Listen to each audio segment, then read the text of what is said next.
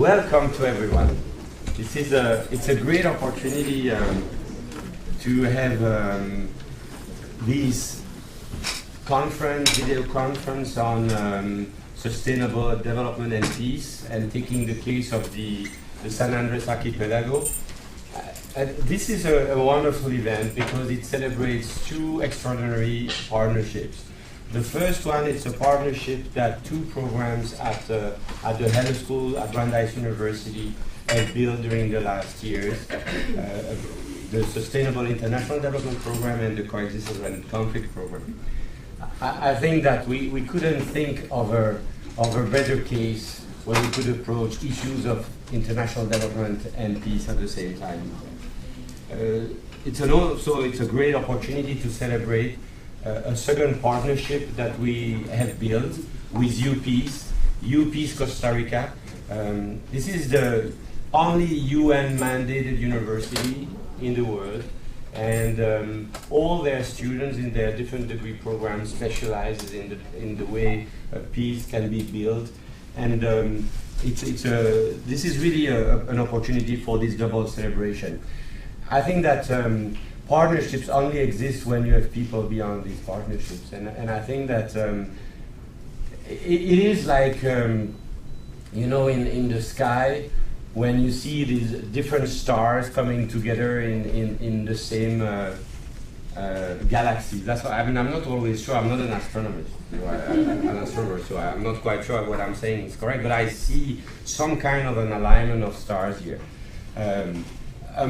Among our first star is, of course, Marion Howard, who is of the SID development program, and I say a few words about her in a minute.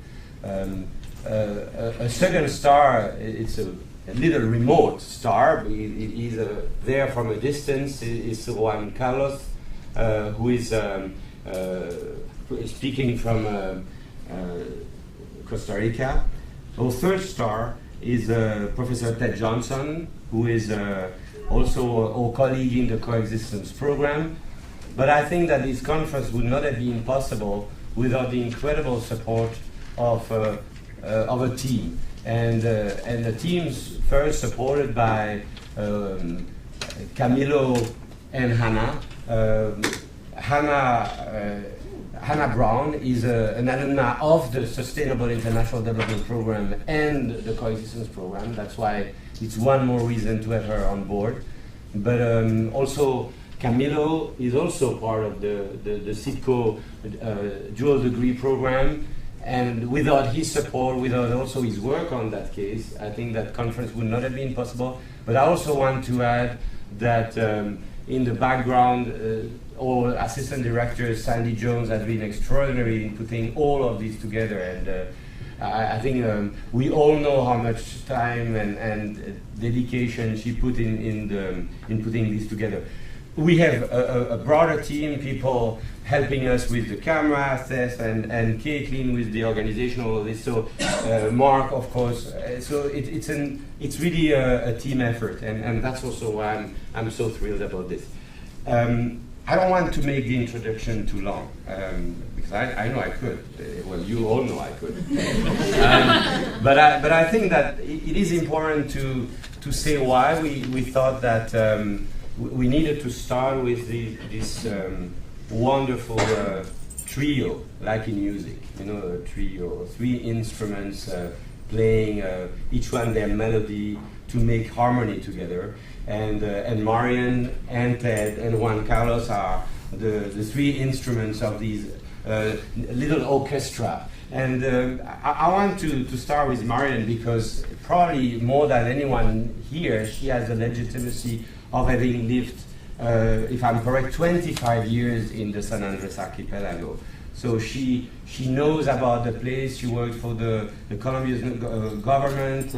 She has spent 16 years of her life as the advisor to the government, a Sustainable Development Agency for the archipelago. She has worked to preserve the diversity, and I think there are some changes that have happened during the last few years with the International Court of Justice ruling that I think that may be new challenges that she will tell us about.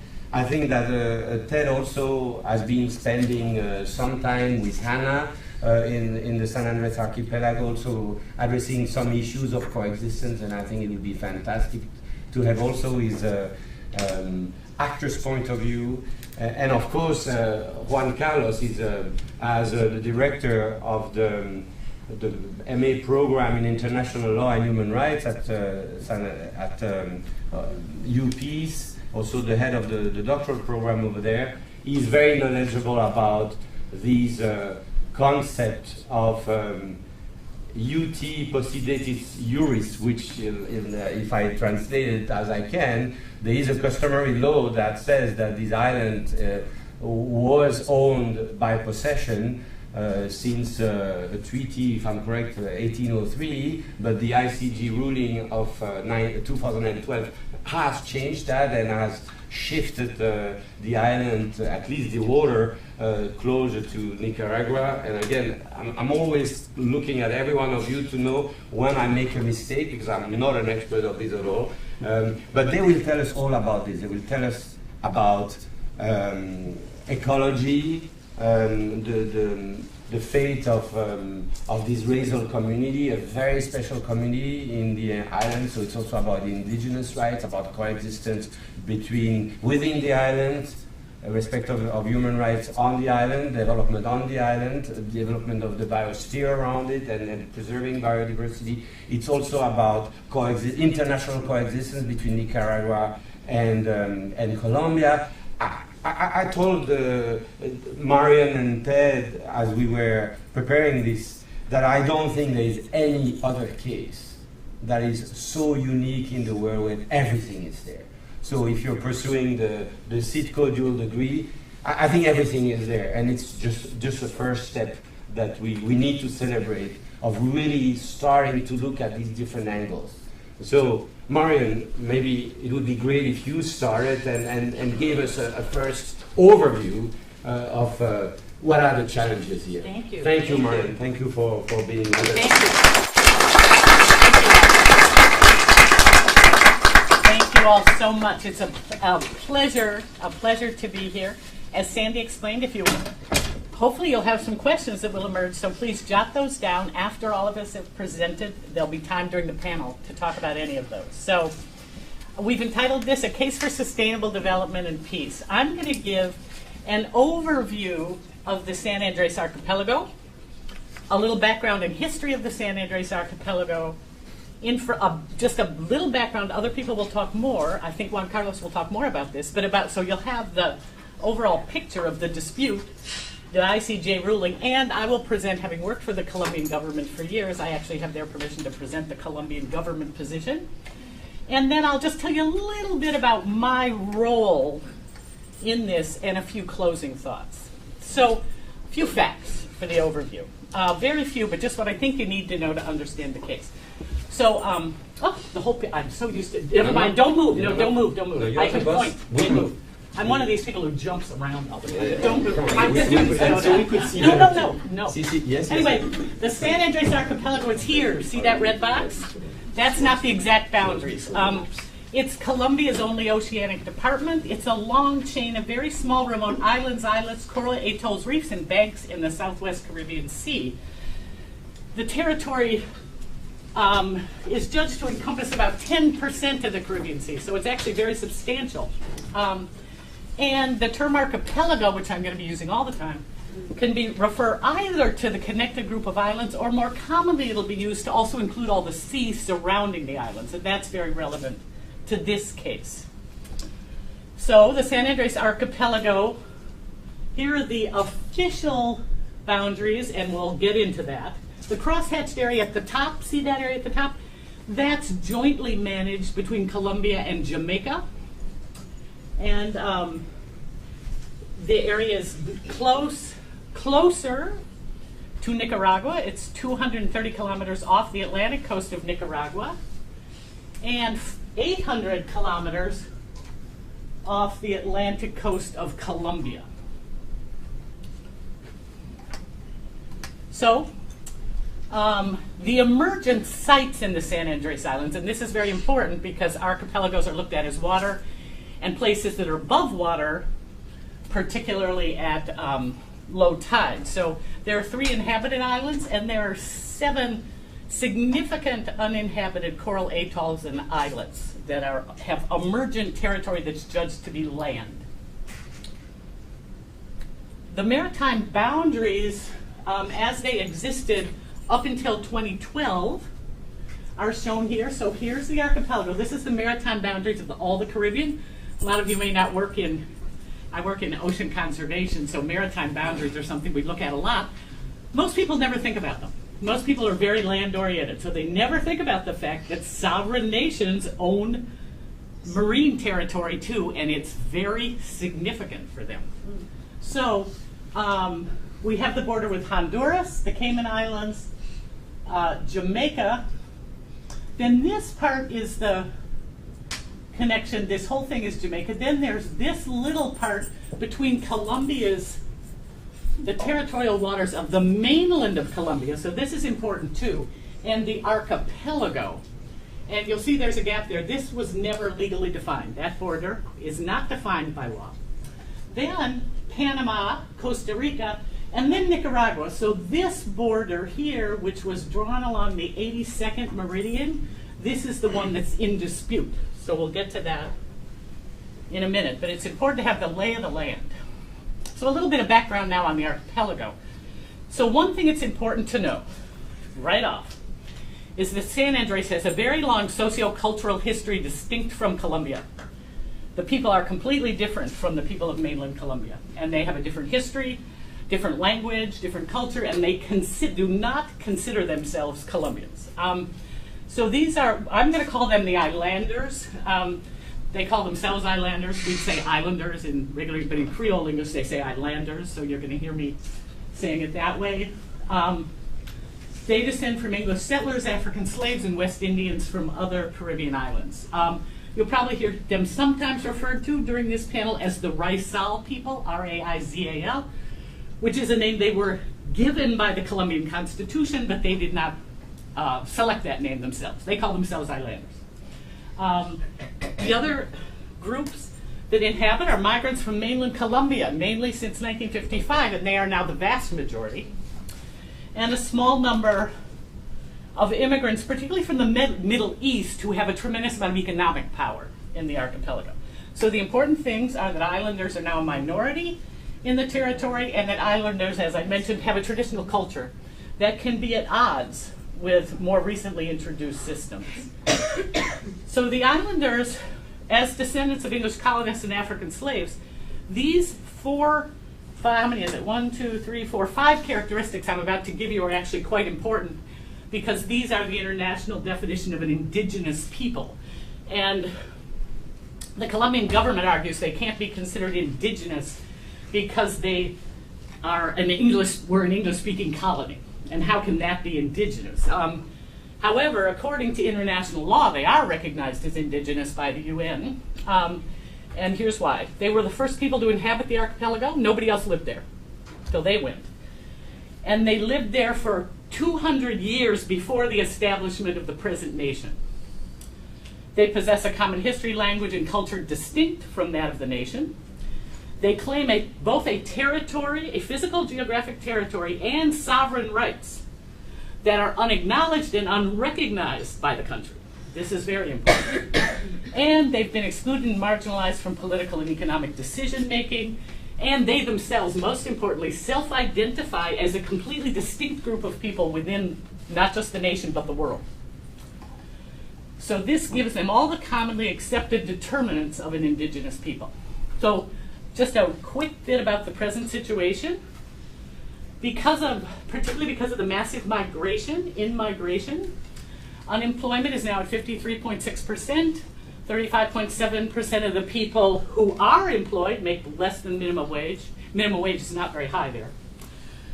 48.6% of households have less than $1 per person per day as of 2001. We don't have any data since then. And people at that time who reported no income were 32%. So the population density is now the highest of any oceanic island in the Americas and one of the highest in the world. And this has led to marginalization of islanders, loss of traditional livelihoods, and a very high potential for conflict. So let me give you a quick history. So you all can look at this. I'll just give you a couple of the salient points that are important. So in 1623, the Puritans set sail the Puritan colony, and they landed in the archipelago and settled there. And they went on a ship called the Seaflower, which was the sister ship of the Mayflower. And the relevant part to the next thing, it's kind of lost in the mists of history. The histories, different people give different histories, you know, it's not a very recorded place. But the islands went back and forth belonging to different people, and a lot of times didn't belong to anyone external. The islanders themselves were just there. But the Colombian government claims that the islanders have not been there consistently since the original colony. And so what's important in the second piece is that when the English went back there in 1689, they still found the colonists there. When the French went there, nearly 200 years later, they found English-speaking colonists with the same name there. And ever since then, it's recorded. So they presumably have been there the entire time, which is what they claim. Meanwhile, the Republic of Colombia was also being created. And the important piece of this is that the islanders claim, some say it was in 1822, some say it was in 1858. They claim that they voluntarily joined Colombia. And this is important because they're claiming if they voluntarily joined Colombia, they can also voluntarily withdraw from Colombia. Or that they have a number of rights because of that. Also, the other important thing to note here is that the United Provinces of Central America during this same colonial time were claiming the archipelago. And Nicaragua has continued that claim, as has Colombia. So this got a long history. 20th century, what's important here is that in 1928, Colombia and Nicaragua signed a treaty that gave control of the entire archipelago, including the waters, to Colombia. But important from the San Andrés Islander perspective is that they were mostly left alone. Even though Colombia had set up an administration and was there off and on, pretty much the islanders were self-governing for 150 years, in spite of the fact that they belonged to Colombia. And this is after the first 200 years. So 350 years, they were basically self-governing. Colombia declared San Andrés a free port in 1953. I won't get into why they did this, but this imposed a new economic and political model that totally started marginalizing islanders. And at that time, they lost complete access to their traditional marine territory. They started a policy of Colombianization. This was a formal government policy. This is not talk, it's written, of islanders, which started early in the 20th century, but didn't really get extreme until the free port, and continued till 1991. So let's look a little at what that was. So these are some examples of the Colombianization strategies. These were all in effect when I first moved there. I moved there in 1975. So islanders at that point had been classified in 1899 as savages, salvajes, by the law, and that was still in effect until 1991. So that stated that the state and Catholic Church would determine how to civilize them. So as we know, the people were Protestant. Jobs were only for Catholics, only Catholic marriages were legal. My husband and I actually had to go to Panama to get married because he was Baptist. We couldn't marry in his home territory. English schools were closed in 1959. Public schools were reopened, only taught in Spanish. The people didn't know one word of Spanish at that time. English was banned until 1991 in schools, with the workplace, the media, the courts, the law offices, and government offices.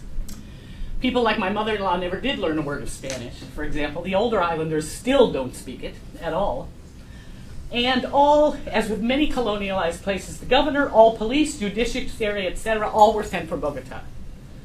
The island's only 27 square kilometers in size, and by 1996 there were 18 military bases with land that the military had confiscated from the people. Banks would only give loans to continentals, and so on. There were also incentives for people to migrate there. So it was a pretty heavy colonial situation. However, there is a new legal context. the National Constitution of 1991, a couple of very important things here, but the most important one for the archipelago, besides language and diversity, is that they actually got in place an article that allowed special conditions to be developed to protect the cultural identity and preserve the environment. So this is really important. But also, just to remember in the back of your mind, in Colombia, the state does not allow people to self-identify their ethnic group. It's determined by law, and you're placed into an ethnic group, so you're given an ethnic category. So islanders are not allowed nationally to be considered indigenous, and as most of you know, indigenous is a much stronger protection internationally and nationally. So, but the new Constitution did pave the way to establish a couple things because of the Article 310, and that was the Seaflower Biosphere Reserve, which is a UNESCO Biosphere Reserve that includes the entire archipelago, and a marine protected area in the sea. And both of these are under local management. So this was the technique by which the people took back control of their natural resources and their territory. So we'll come back to this in a minute.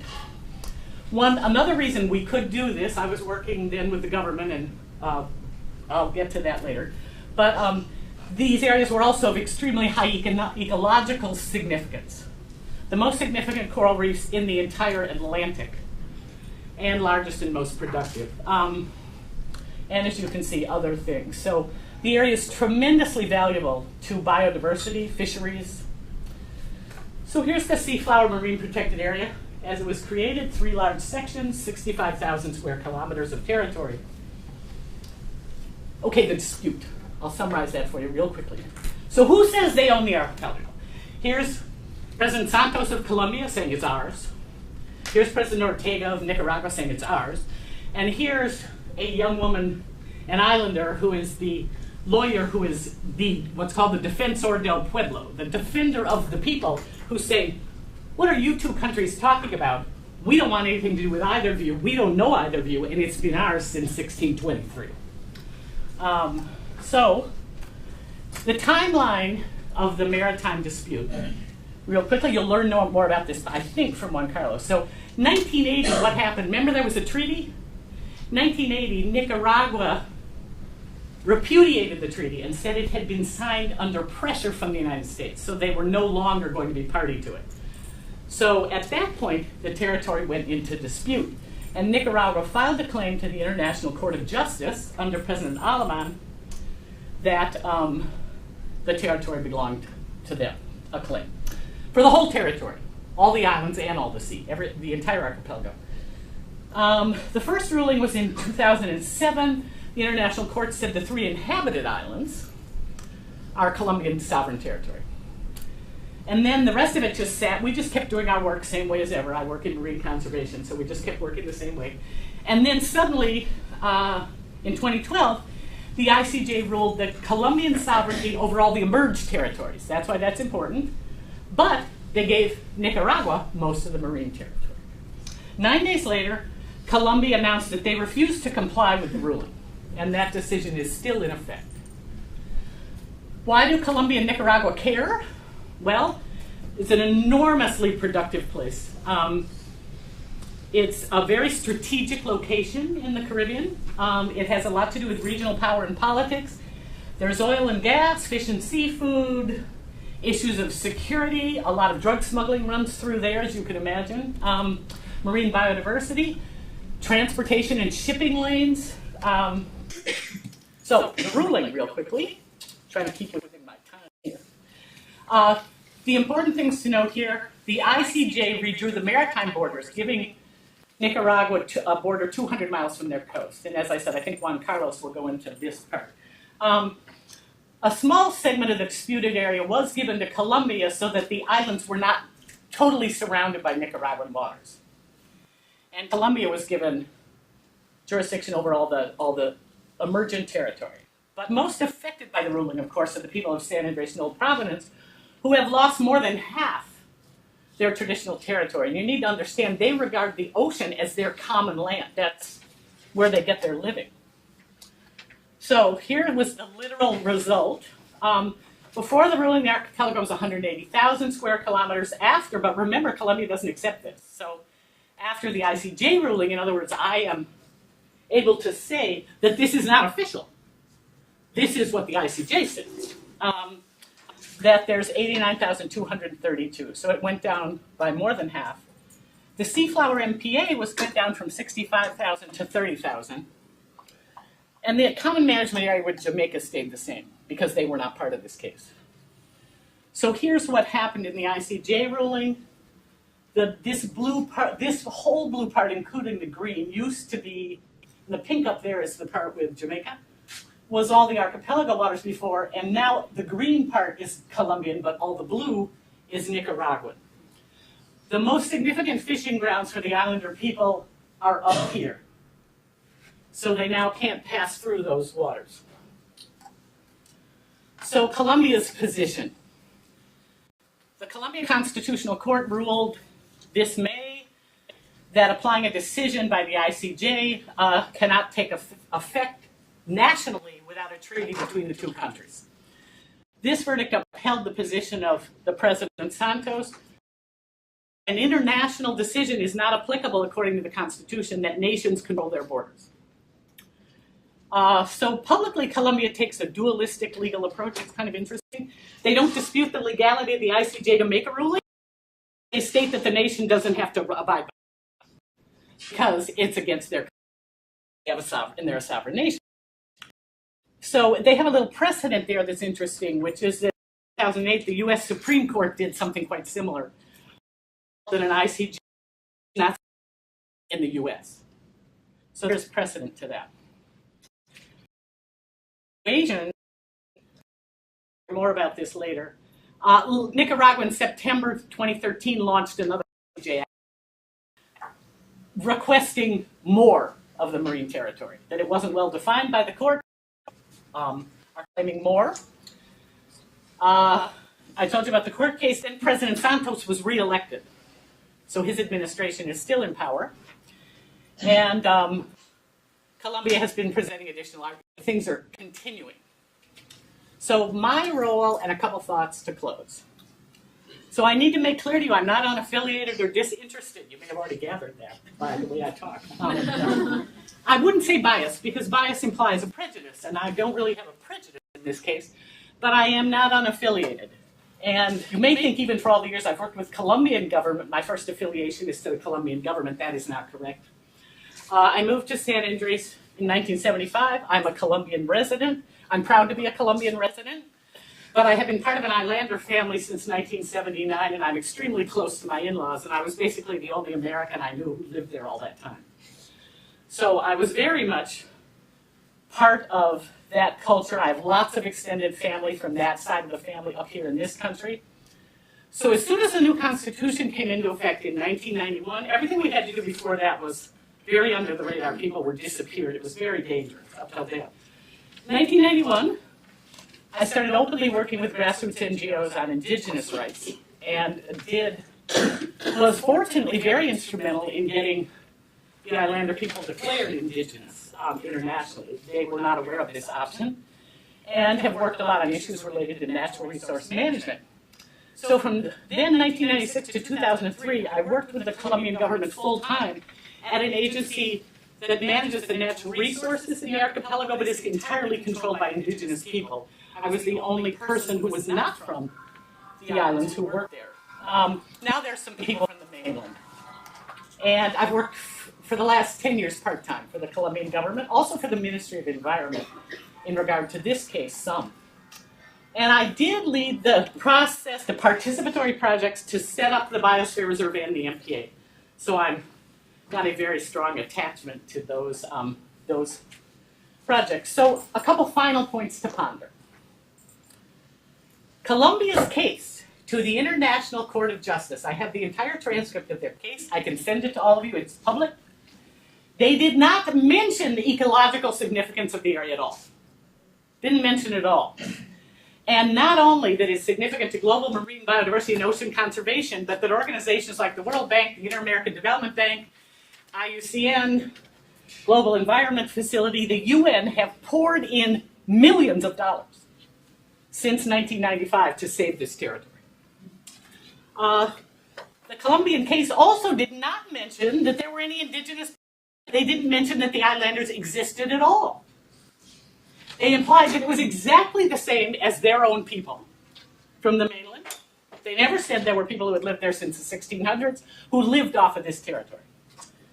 They didn't mention the legal protection as a UNESCO Biosphere Reserve. It's the largest marine biosphere reserve in the world.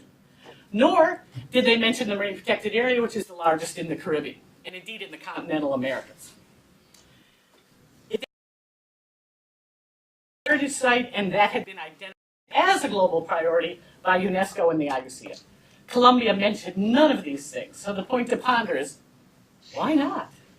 Weren't those possibly some of their arguments? A quick sustainable development and peace question. All of you have heard this thing that people love to say commonly, this sustainable development. Give a person a fish and he eats for a day. Everyone's heard this, right? Teach a person to fish and he eats for a lifetime. I've always found this one nice, but a little lacking in depth. So critical questions for sustainable development are, who owns the fishing grounds? Who has access, legal and human rights to those fishing grounds? Who ensures their long-time conservation and sustainable use for generations, and how do they do that? And finally, very relevant to all of us, can this be done peacefully and in terms of social and environmental justice? So, thank you very much.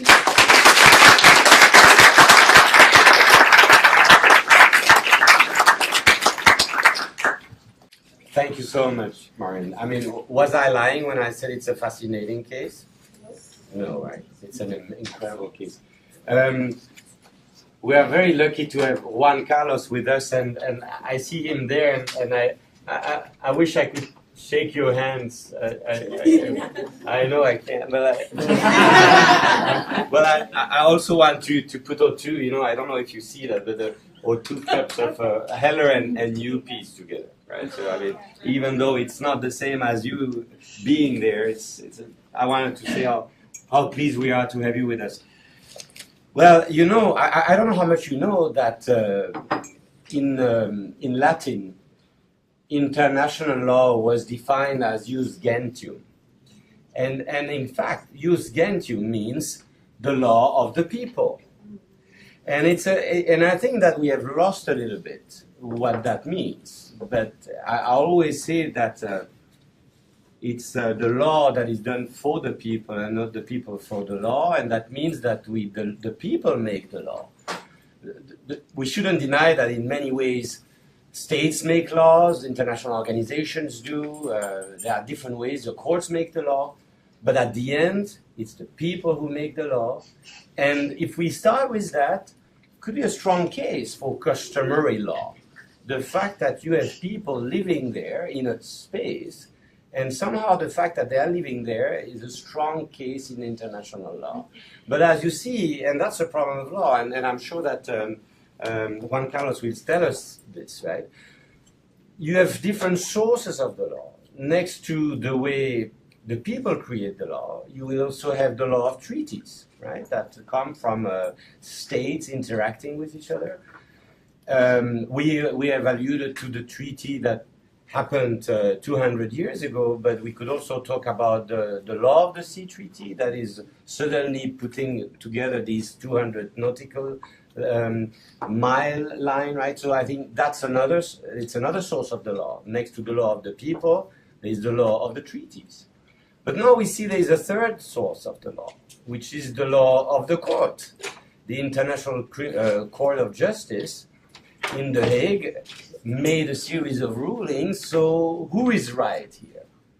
Is it the people who make the law? Is it the states who make the law? Is it the court that is making the law between the states? Can the state say, I don't agree with the court's ruling?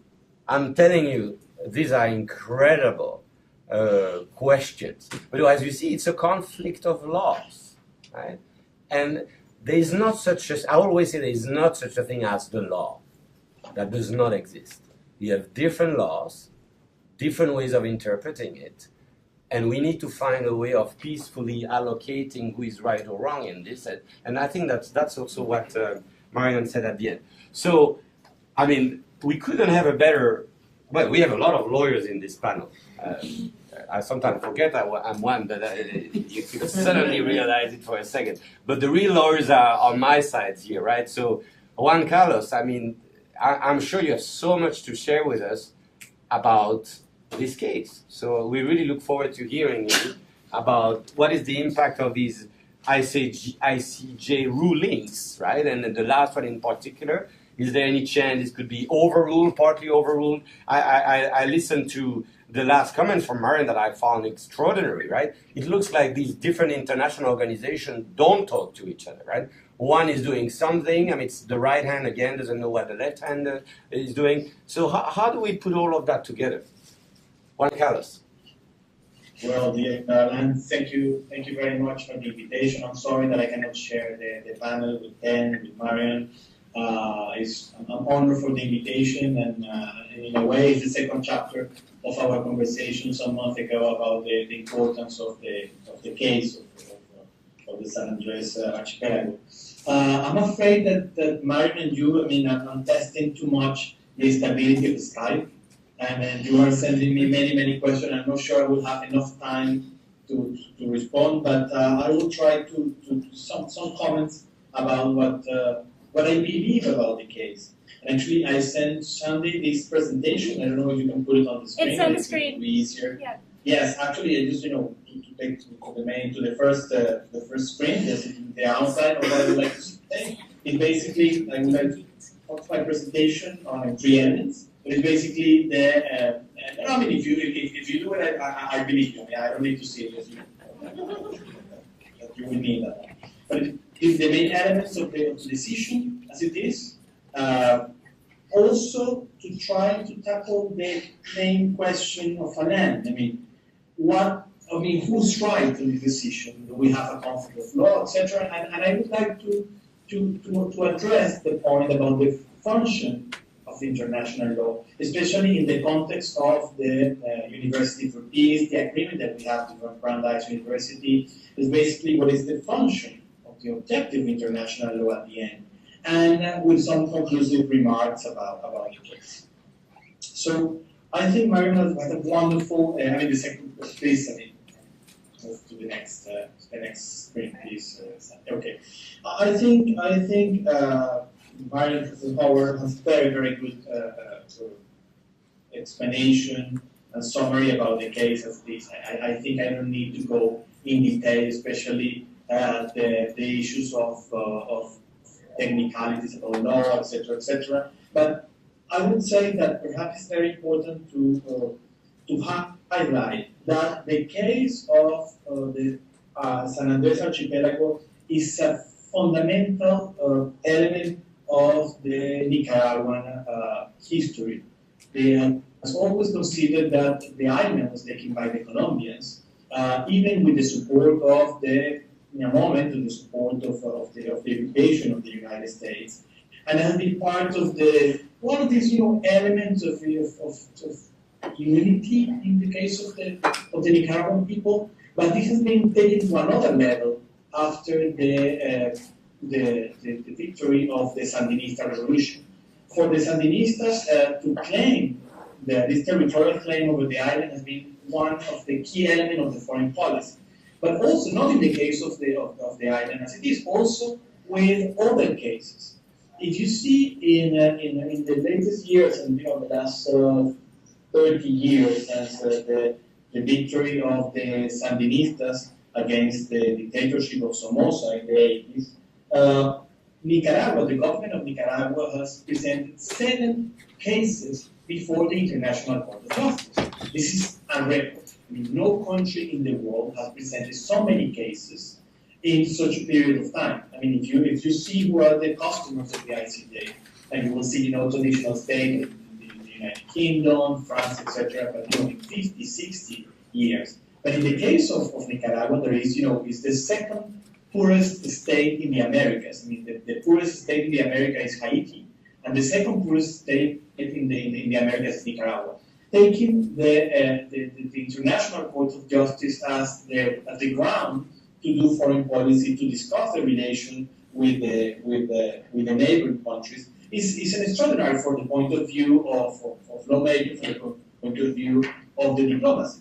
We have cases with Colombia, we have cases with Nicaragua, they have cases with Honduras, they have cases with Salvador, they have cases with Czech, with Amazing, Costa Rica, Honduras, El Salvador, and the most important case, perhaps one of the most important cases in the history of the International Court of Justice, is the case between Nicaragua and the United States for the paramilitary activities during the Reagan era. So we need to see the actions of Nicaragua before the ICJ as a fundamental part of the foreign policy and actually from their own state. So we need to see the case of San Andrés in this whole week. And the second element, I think, that, as Alana has said, and we have the opportunity to discuss before and with Ted as well, that this case has everything. Whatever you want to discuss in international law, whatever you want to discuss in international politics, whatever you want to discuss in development, peace, etc., this case is full of examples to discuss. But from my particular point of view as a lawyer in international law, the case is extremely interesting how the two countries litigate for different things. Let's make it very, very simple. As Professor Marion explained before, for Colombia, the islands were fundamental. And she explained the history of the relation between Colombia and the islands. So the whole Colombian strategy was to take or maintain the control of the island, maintain the sovereignty of the island. And the whole strategy, in legal terms, was to keep the sovereignty of Colombia over the island. So I believe Nicaragua understood perfectly well how international law works, and I will elaborate in that much later on. Nicaragua perfectly understood how international law works, and they knew beforehand that it was very, very, very difficult to regain the control of the island. As Mario mentioned during the talk, for more than 100 years, the national state of Colombia has control over the island, and in terms of the international law, it was very difficult to move that history away and to take it back to Nicaragua. So Nicaragua developed a diversion first to present that for them was fundamental to take the control of the islands, but really they were working on a different framework. As Alan mentioned, they were not working on traditional elements of international law, they were working more on the topics of the law of the sea. Okay? So they put the map already, and then that helped us to understand what was the problem. If you see the island, so you see the map, you will see. Let me see just to have the same colors in my presentation. You see the pink or the red areas are the areas that Nicaragua gained on this decision. They did not obtain territory, they obtained water. And we know today that water and fisheries and all the elements that you can take from the sea are today perhaps even more important than the land itself. And the whole strategy of Colombia of Nicaragua, was to obtain the control over the water, not over the land. And in this petit histoire of international law, the hearing of the case, the hearing of the decision of the ICJ was perhaps one of the most hilarious exercises in the history of international law, because when the president of the court started to read, and the first paragraph he said, the islands belong to Colombia, then the agent of the Colombian government, the main lawyer, wrote a little piece of paper to the ambassador of Colombia saying, we won. Okay? But it was just the first paragraph. They maintained the control over the island, but the rest was a disaster. And, experience tell us you never write legal papers to your bosses until the end of the talk, especially if we're talking about the decision of the ICJ. So that particular, the strategy of Colombia was based on traditional elements of international law and traditional elements of history that they construct a very strong case about the island itself. But the point is that the international law was supporting the Colombian strategy, but they forgot completely how to deal with the topic of the law of the sea as it is, and I believe they neglect the topic on the defense. And I know some people that participate on the case that they were pushing some of the people or the agents of Colombia to move in that direction and say no. I mean, the court will not take that path, and we saw the outcome. But the problem is, and I don't want Sally to move from the screen. I mean, please go back, because I think it's easier to explain with this map. In practical terms, what the International Court of Justice did was to create within the waters, the territorial waters of Nicaragua, they create at least two enclaves of the Colombian territory. As Marion explained before, all the water that surround the archipelago are now water that belongs to Nicaragua. And Nicaragua has the right to exploit them, but also the right to patrol, the right to take the control of it. Okay? So we know that this decision is going to create problems. Because you have before, I mean, we see this huge quadrangle there is all the water that belongs to Colombia before. Now these are areas that in pink or red or whatever we want to call it, it's this strange color. And now on the Nicaragua, we know that we will have tensions all the time. And this is my point. As my main point about this decision. This decision of the ICJ goes against the main objective of international law, that is stability. International law was not created to preserve peace or justice. I mean, this is something that will go afterwards. International law, especially on the topic of borders, especially on the topic of land, what international law tried to create is stability. Because we know that until the end of the First World War, the main reason for conflicts, for war in the world, was basically to earn land, the possession of land. So the idea to not move borders is a basic cornerstone of the traditional international law. And if you can move to the next one.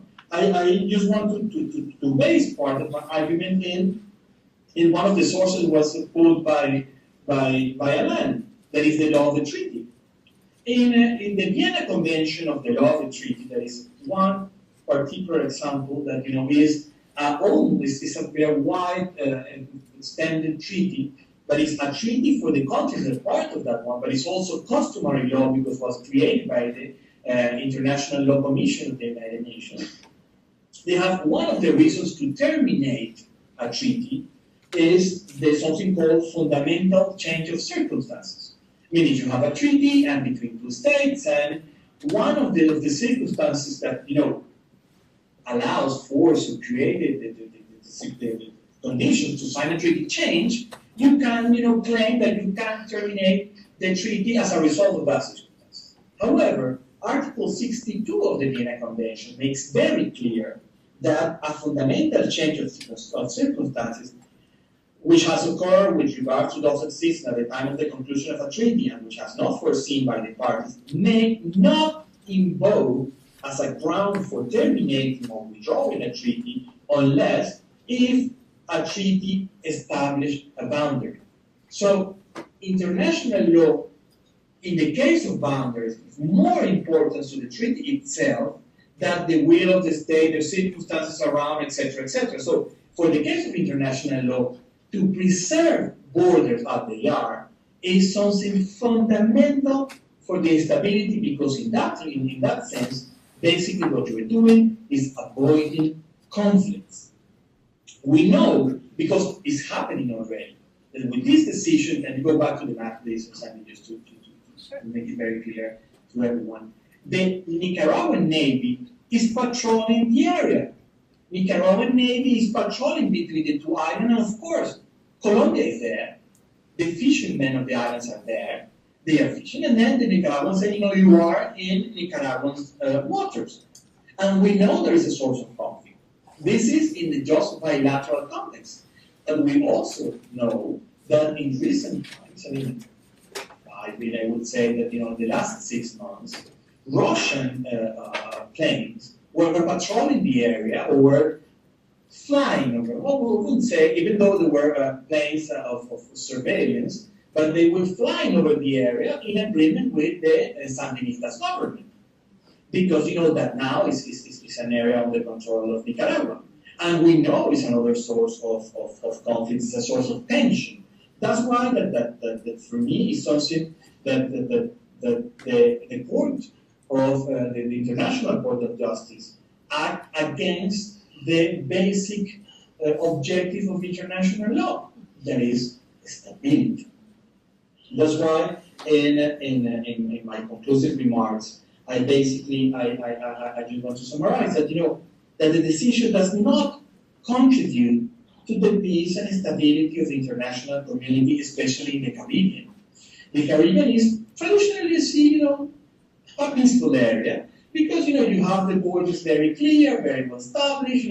Traditionally, as Marion mentioned, these borders have almost 100 years. No big problems in terms of control of the area. No real problem. However, this decision opened up a new era of instability. Because first of all, we have the topic of who controls the area. But also, Nicaragua and Colombia need to start to renegotiate treaties with the neighboring countries. Because, for example, Colombia has a treaty with Costa Rica. And this country is not, they have no borders in common anymore. So that treaty is not valid. So they need to renegotiate agreements. And this is in the same case with Jamaica. And in the area, they are opening up new scenarios that no country in the world wants. Because the main objective, basically, is to maintain stability. And with this stability, what you want is peace and to avoid conflict. And basically, my last statement for this short talk that as I said before, I don't want to test that much the stability of the sky.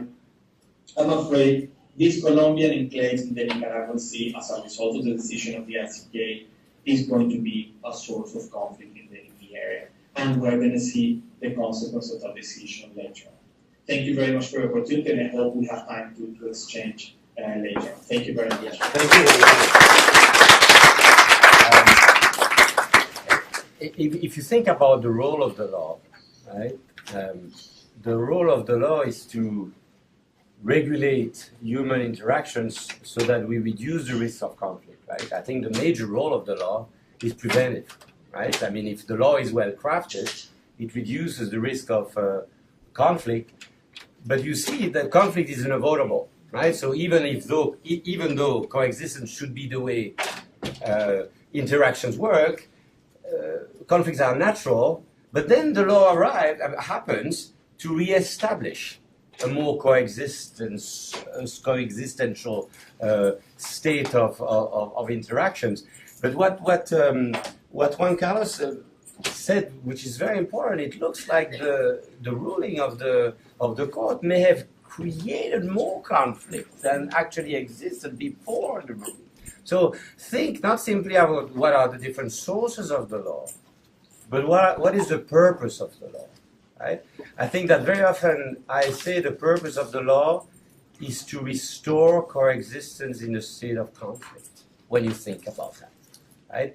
And Marion again said, how could we find maybe a just way of approaching this? These are the traditional ways of the law. And that's what we call dispute resolution, international dispute resolution. But I think that what Ted and Hannah were doing during this summer, and I think they have had this experience of trying to approach this question from what we call alternative dispute resolution. Maybe there is a way of bringing some of these negotiation approaches, mediation approach, facilitation, workshops that will actually bring people together and maybe also give a voice to some of the people who have no voice in there, right? Only states argue with each other without necessarily looking at what the people of the place care about, right? And so Ted, I mean, and Hannah too, I hope Hannah could also be part of this conversation, right? Tell us more about what your experience was when you were in the San Andrés Archipelago, and how do you think that some of our alternative methods of dispute resolution can support more peaceful coexistence when maybe the usual system of dispute resolution as the ICG may not have contributed to that goal. Ted. Thank you for being with us. Good morning, everybody. Hi. We've had some wonderful presentations this morning. I appreciate Marion's presentation and Juan Carlos's as well. I see a couple of things going on. One is what I like to think of as a legal track, which Juan Carlos has talked about. And in this idea of the law, I see the law as part of three concentric circles, where we have law in one of them, we have policy, or morality rather, in another, and then we have politics in a third. And often what happens is that something might start off in the legal sphere that gets connected in some way to the political sphere, and there are arguments made about what's moral about this. And international lawyers and politicians and moralists have frequent debates about these kinds of issues. And so I don't want to delve into that at this point. You can come to my class in international law next spring and we can talk about those things. But then there's another track outside of the law, which I think of as the humanitarian track. What do we do about the consequences of legal decisions? What do we do about the actions of politicians? What do we do to address the moral outrages that we have? And in some instances, I think that what we do in building the capacity of people to think about those things, to analyze them, and to devise ways to improve their capacity to approach these conflicts are the things that we were doing in Colombia. So I will not delve, just a quick thing. We'll talk about, I think you know a little bit about the archipelago at this point. We'll talk about the context of the training and the research that's been going on. I'll talk about the purpose, the trips to the field, diagnoses that I've come up with, what the current work is, and plans for going forward, and then wrap up. I'm going to sort of just ignore those because Marion has already given you context of where the island is located and so on. I've raised this question, is it an island paradise or a cultural prison? Which is, for me, certainly one of the things that people have talked about. The project came initially back in the summer of 2013 when Professor Howard asked me to see if I could do some work with the folks on San Andrés with an organization called Coralina. And I also had the opportunity to meet and work with a Heller alum, Fanny Howard. She's an SID alum, and she worked for the Colombian government in this organization to implement provisions of the Seaflower Marine Protected Area. That was just the tip of a much larger set of problems and a long and difficult history of the native islanders on San Andrés. Now, there were, as I mentioned, 2 trips to the field. The first one was in the summer of 2013. And initially the focus was on negotiation and communication training as a capacity building effort. During that trip, there were 4 2-day negotiation workshops for 80 plus individuals. Now, one of the learnings that came out of that for me was that things you have been hearing already. People felt disconnected from government institutions, including Coralina.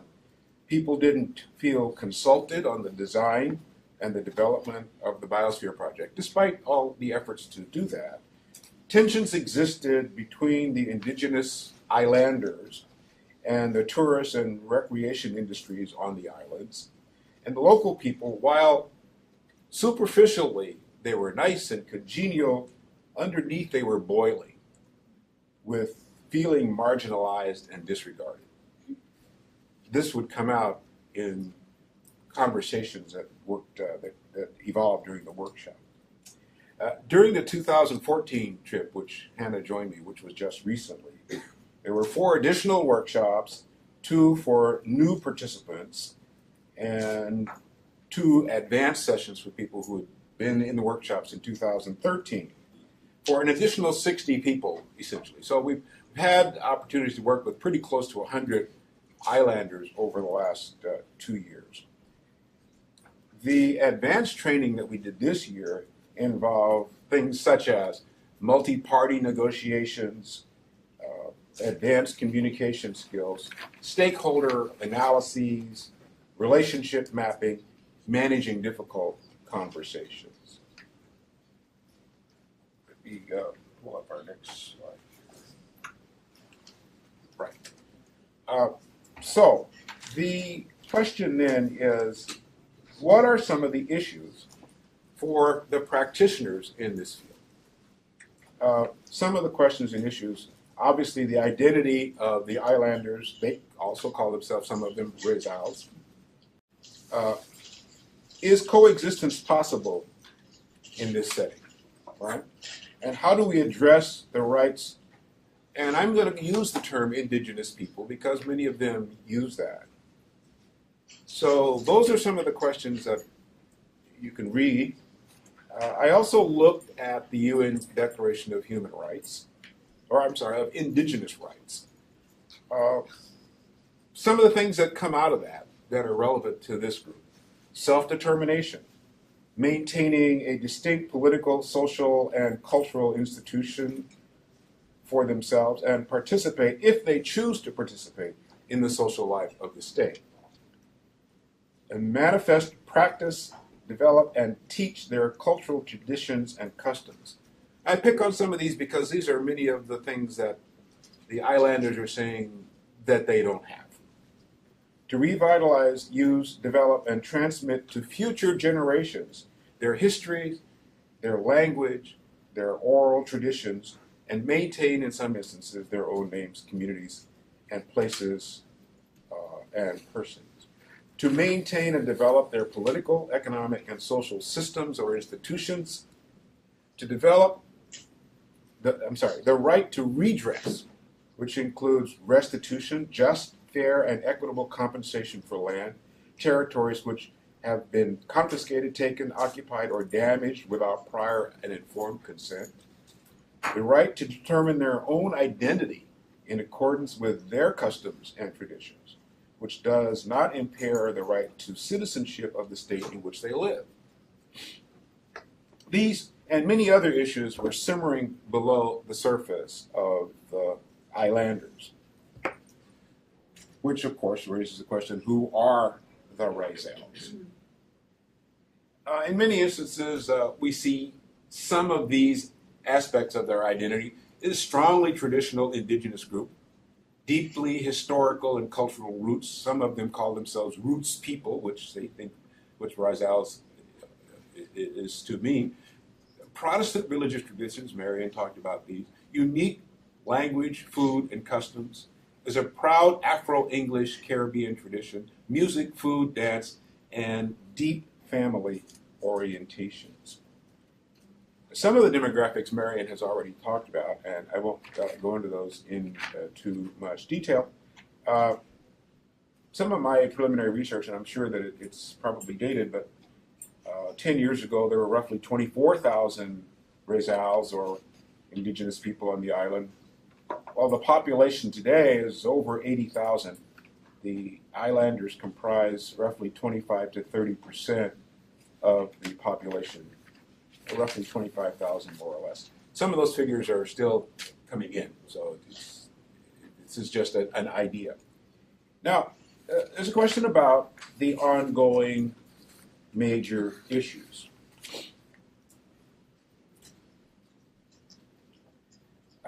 You see here that talking about what is often called imposing Colombian culture on them. Now, certainly imposing Colombian culture on indigenous people would not be consistent with the Declaration of Indigenous Rights. Now, declarations are not law. We can go back to the Human Rights Declaration, which was written in the late 1940s. And, a lot of people have cited that, but it was never law. What happens in a declaration is the coming together of thinking, of senses, of morals, of a number of deep emotional concerns and hopes to some extent that people can agree on that this should be something that we could all do. But we're not going to impose it on. We'll just set this up as a norm.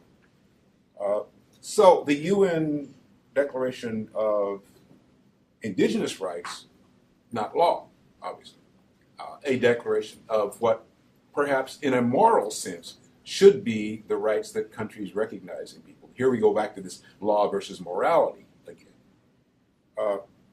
Interestingly enough, a lot of declarations have found themselves becoming the bases for laws that are enacted in many countries. And so it can start a momentum that has the potential of developing and having the force of law, even on an international basis. International law is somewhat amorphous around what's enforceable and what is not, and what's binding on another state and what is not. But as the evolution takes place, some of these things have the force of law because people don't want to be pointed out as not complying with an international norm. Colombia, incidentally, did not sign the Declaration of Indigenous Rights. No surprise. No, it has now. Oh, it has now. It didn't initially. It abstained, but it has a couple. Yeah, it has. That's nice to hear. Yes, it is. So it sort of raises some ideas Yes, about, so does. what was their intent in signing that, and how do they want to be bound by it, and how do they want to apply it? Do they want to look at it in this case? Right. So the question about who is native, well, someone might say, well, all who are born on San Andrés are San Andrean, but all born on San Andrés are not Rizals. And so they have this sort of dual identity. The demographics is an increasing population density, which Marion talked about. There's an increasing challenge to environmental sustainability. The carrying capacity for a lot of things, including water, has already gone below the population's ability. So it's exceeded the carrying capacity. So we want to identify and support the rights of Native Islander identity. One of the things that's interesting is this a conflict? And so on the one hand, if you think about a conflict that's going on in Iraq or in the Middle East or places where there's violence and death, no, it's not. But one person said you can have a conflict of the mind, a conflict that denies who you are, a conflict that marginalizes you, a kind of internal slavery that happens. And when you see that, it's as pernicious, I think, in many ways, and threatening to people as other kinds of active conflicts. Not death, certainly. That's an interesting question that we look at. So, in the workshops, we did, in the final workshop, something that some of you have done with me is difficult conversations. But in the difficult conversations scenario, they had gone through the whole aspect of what is a difficult conversation, the conversation about the facts, the conversation about emotions, and the conversation about identity. And when we got to the conversation about identity, we asked them, just tell us what the difficult conversations are for you. And some of these were the things that they pointed out. Well, we have a mixture of groups here on the island. There's an unwillingness to recognize our status, our identity, our roots. And there are symbols that are important to us. This territory is important to us. Having self-determination, harking back to the Indigenous Rights Declaration. Having Colombianization imposed on us. These are not our characterizations of what they said. These are their actual words. And they were also very unhappy about the ICJ decision respecting territorial waters and the dispute with Nicaragua. This idea of difficult conversations is part of the social psychological dimension of conflict resolution, where one of the things we look at is what is the communication capacity of individuals. And if something, in fact, the whole process of difficult conversations evolved out of people running workshops at Harvard Law School.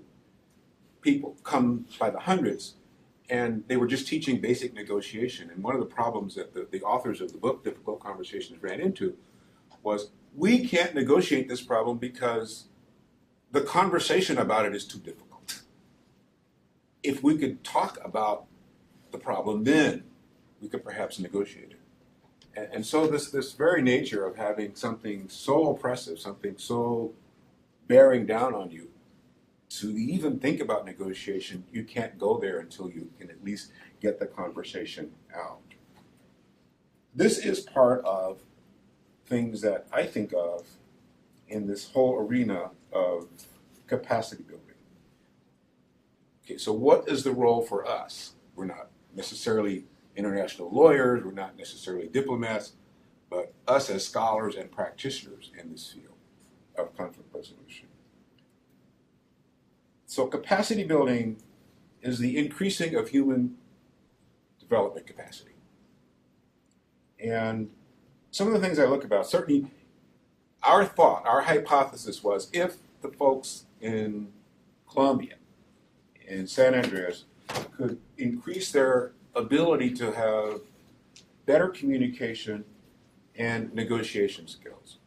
Well, negotiation is kind of inherent in a lot of people, but it's the planning and the structure and the process that a lot of people don't have. And by giving and sharing and having them practice that, it is an enormous capacity builder. Another is, all right, so we've trained 100 people. There are thousands. How does that reach the others? So one of the things looking forward is to develop what we often call a 3T program, train the trainer. So we take these people and say, all right, you know how to do this. Now let's train you to develop that capacity so that you can take the 100 of you and you can multiply that by 100, and you have a fairly large cross-section of people who can deliver this kind of capacity to others. That would lead us to a whole range of things. Like, we could then look at situations such as coalition building. How do we build the coalitions for the things that are important to our particular community? Scenario planning. How can we imagine a different scenario on San Andrés with the government, with others? Developing regional partnerships with academics, with others who have a concern, like Juan Carlos and University of Peace. Indigenous people in the mainland of Colombia.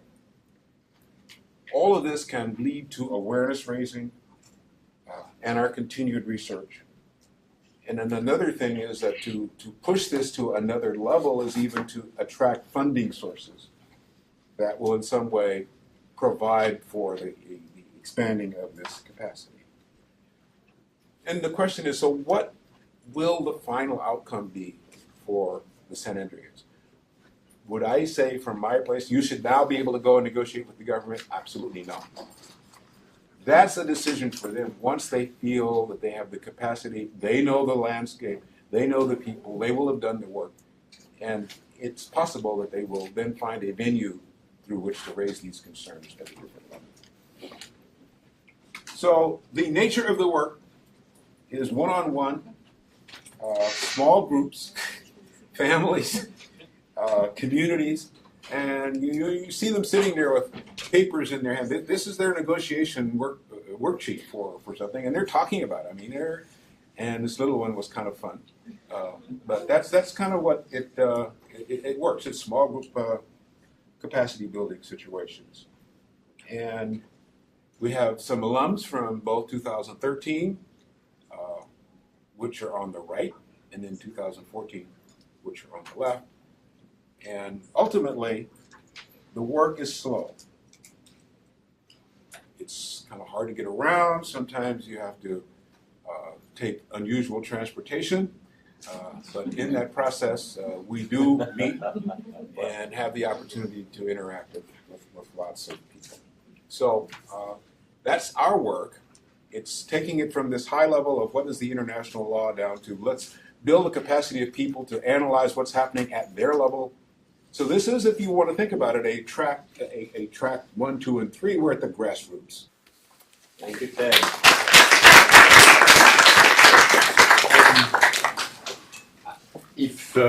If you're all, I mean, should we have a 10 minutes break for you to breathe and then have the question answer panel? Or what is the best way? Should we continue? Are you still okay? You're not too hungry or thirsty? No? So maybe we should, it would be great again if Hannah, Marion, Camilo joined us, because and of course we Juan Carlos, we probably need to, I don't want to take the chair under you.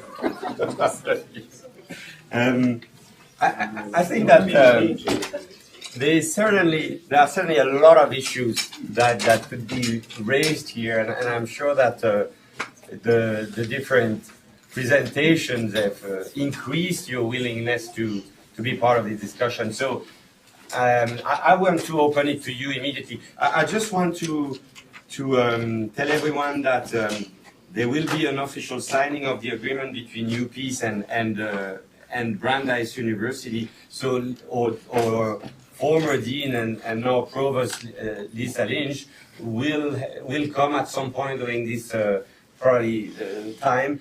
So we will probably interrupt the question and answer time. Let her sign. She will probably have to go back to her other obligations. But then, if it's okay, we could continue then until probably 12:45, if it's okay for everyone. So we would probably take 15 more minutes. So, questions for you. Natalie, if you want to start. Thank you very much. This has been very interesting for me, especially because I'm from Colombia and I didn't have an idea of what was happening in San Andrés, and it's embarrassing to hear all these. I have worked with indigenous groups in the mainland of Colombia, and for some reason it didn't even happen for me to think about what was happening in San Andrés. So I actually have two questions. The first question is regarding what triggered Coralina to think that it was necessary to have this kind of workshops. If it was anything specific that made them think we need this. And the second question is, I imagine that the Icelanders groups, they might have a theory of change, and they might have a vision of what they want, and I would like to know that. And again, everyone feels free to come in, right? Do you want to talk about the first one? Well, I was actually thinking that you might. Okay. And I could chime in. Yeah. I actually was, again, fortunate to be on the team that developed the everything at Coralina. I'll say real quickly because it's very curious. Coralina is the regional government, but and I'll tend to say we when I talk about them because I've worked for them since they were founded. We have to raise all our own funds like an NGO. So it's official government agency set up by Congress, but there's no budget. So this is very odd, and there's a huge mandate. So we do a tremendous amount of project development and fundraising, so I'll refer to it as projects. So the first MPA project that established, I'm going to mix the two up. The vision the Islander people have for their future, which we have worked on consistently since 1996 through 2005, were the Biosphere Reserve and Marine Protected Area. they saw the Biosphere Reserve as a new way to establish self-government. And every single thing is part of it. It is a protected area that includes the slums. It includes everything. And it's a whole new management method that's run by the people. So that actually is their vision. And then the Marine Protected Area came in later as a way to implement the vision in the sea. So as part of our second, after we got the Marine Protected Area established, we had to raise a lot of money to try and actually get it implemented. This is part of why the community has a lot of dissatisfaction. You know how hard this is. It was very hard to get it all in place legally to start with, and then once it did, we couldn't get any money to implement anything. So there it's sitting there on paper with all the people going, we had all these visions, all these promises, but nothing's happened. So a lot of dissatisfaction emerged. So in the second project we were developing, which finally got funded and started in about 2012, 2011, in that one, because we saw all these conflicts, we put in activities, and I was already affiliated with Brandeis then, so we put in activities of training by outside experts in conflict resolution. And I would have to mention that Ted and Hannah have gone with only their expense. They get a ticket and they get their lodging and so on, but they don't get a penny for all their time and work. So I would love to acknowledge that. They go voluntarily to do this tremendous work with the people. And one of the things that allows, thinking of resolving conflicts and sustainable development, that allows all the money from the project that would have to pay an expensive outside consultant to actually go to salaries for the people in a place that has 53% unemployment. So it's actually a tremendous advantage. But so that's why they went, and the people loved them so much the first time that they said, we got to get them back. So the relationship is getting stronger. And the lodging was somewhat humble, to say the least. I bet. We lived in a place that was a house owned by a family that they rented out some rooms. And so for entertainment, we eat breakfast on the porch and throw the crumbs over to the chickens to eat while we were eating. And it was quite much living in the community and very, very much humanitarian expectations. Hannah, I mean, could you say maybe a little more about your experience as a CITCO alumna, right? You have gone through the training of the Sustainable International Development Program, through the Coexistence and Conflict Program. Tell us what was important in all these skills to help you support Ted in your work over there. Thank you so much for having me on this panel. For me, the courses that stood out for me, actually there were a lot of them. Mediation, negotiation, planning and implementation, monitoring and evaluation. These 4 courses helped me because we're training the participants and we actually had to monitor their level of the improvement of their capacity to understand what we were training them on. So it wasn't like a regular training, which I've been to like in more urban settings where, everybody comes, just like we're here. But, it's more rural environment, so you have family involved, you have somebody wanting to run home and breastfeed a child or something like that. And you have to keep track of all these individuals. And you have to monitor them and evaluate their level of understanding of what you're teaching them. Then for planning, it's all started even before we left. There was a lot of research about what we're going to do, how we're going to execute it. And when we got there, we started executing the plans. And all the skills really helped. And of course, the negotiation skills were wonderful because they helped me understand and even assist Professor Ted when he was doing the training itself. And then mediation helped too because even in the training itself, we had conflicts. We had people that had different views about what they felt was right. Because one thing about the Rizal people, a lot of their culture and their heritage is not really documented. So it's almost as if it's been removed from the Colombian history. Colombian government has kind of reconstructed their own view about what it is. So we have older people in the group or people that had older people in their families that feel they know what happened, and you have people who are scholars now in school that feel like, I'm going to school in Colombia, mainland, this is what they say. And you have that conflict going on right in the workshop right there while you're doing the negotiation training. And then, of course, you have the language barriers. Some people want to do the simulations in Spanish, and some want to do it in English, and then they want to be partners, and you have to explain to them, okay, so this person doesn't want to speak Spanish right now, you don't have to, impose that on the person, and it's better to pick a fellow participant that would actually dialogue with you in the language you've selected. So you find, I think sometimes we underestimate what we get here, and when it's time to apply it, believe me, you're learning a lot. When it's time to apply, you just find yourself applying it. It's just happening. Like, you find yourself mediating a conflict, and then helping in the negotiation simulation, and then monitoring something, and then planning something. And then you're like, wow, I did all that. All this helped. So yeah, that was a lot. Thank you. Yes, Lee? Yeah, thank you. That was a really interesting panel. And I have a question for maybe Marion or Juan Carlos, whom I had the pleasure of meeting last year when he was on campus. So there's the ICJ that had this interstate dispute resolution case, but I'm just wondering if the islanders have ever worked or brought their situation for either the Inter-American Commission or the Court of Human Rights. And the court in particular has a very good record of protecting certain kinds of territorial associations for indigenous peoples in the Americas. So do they have other options in terms of a higher regional body? I'll just say quickly, and then I think Juan Carlos will probably know a lot more about that than I do.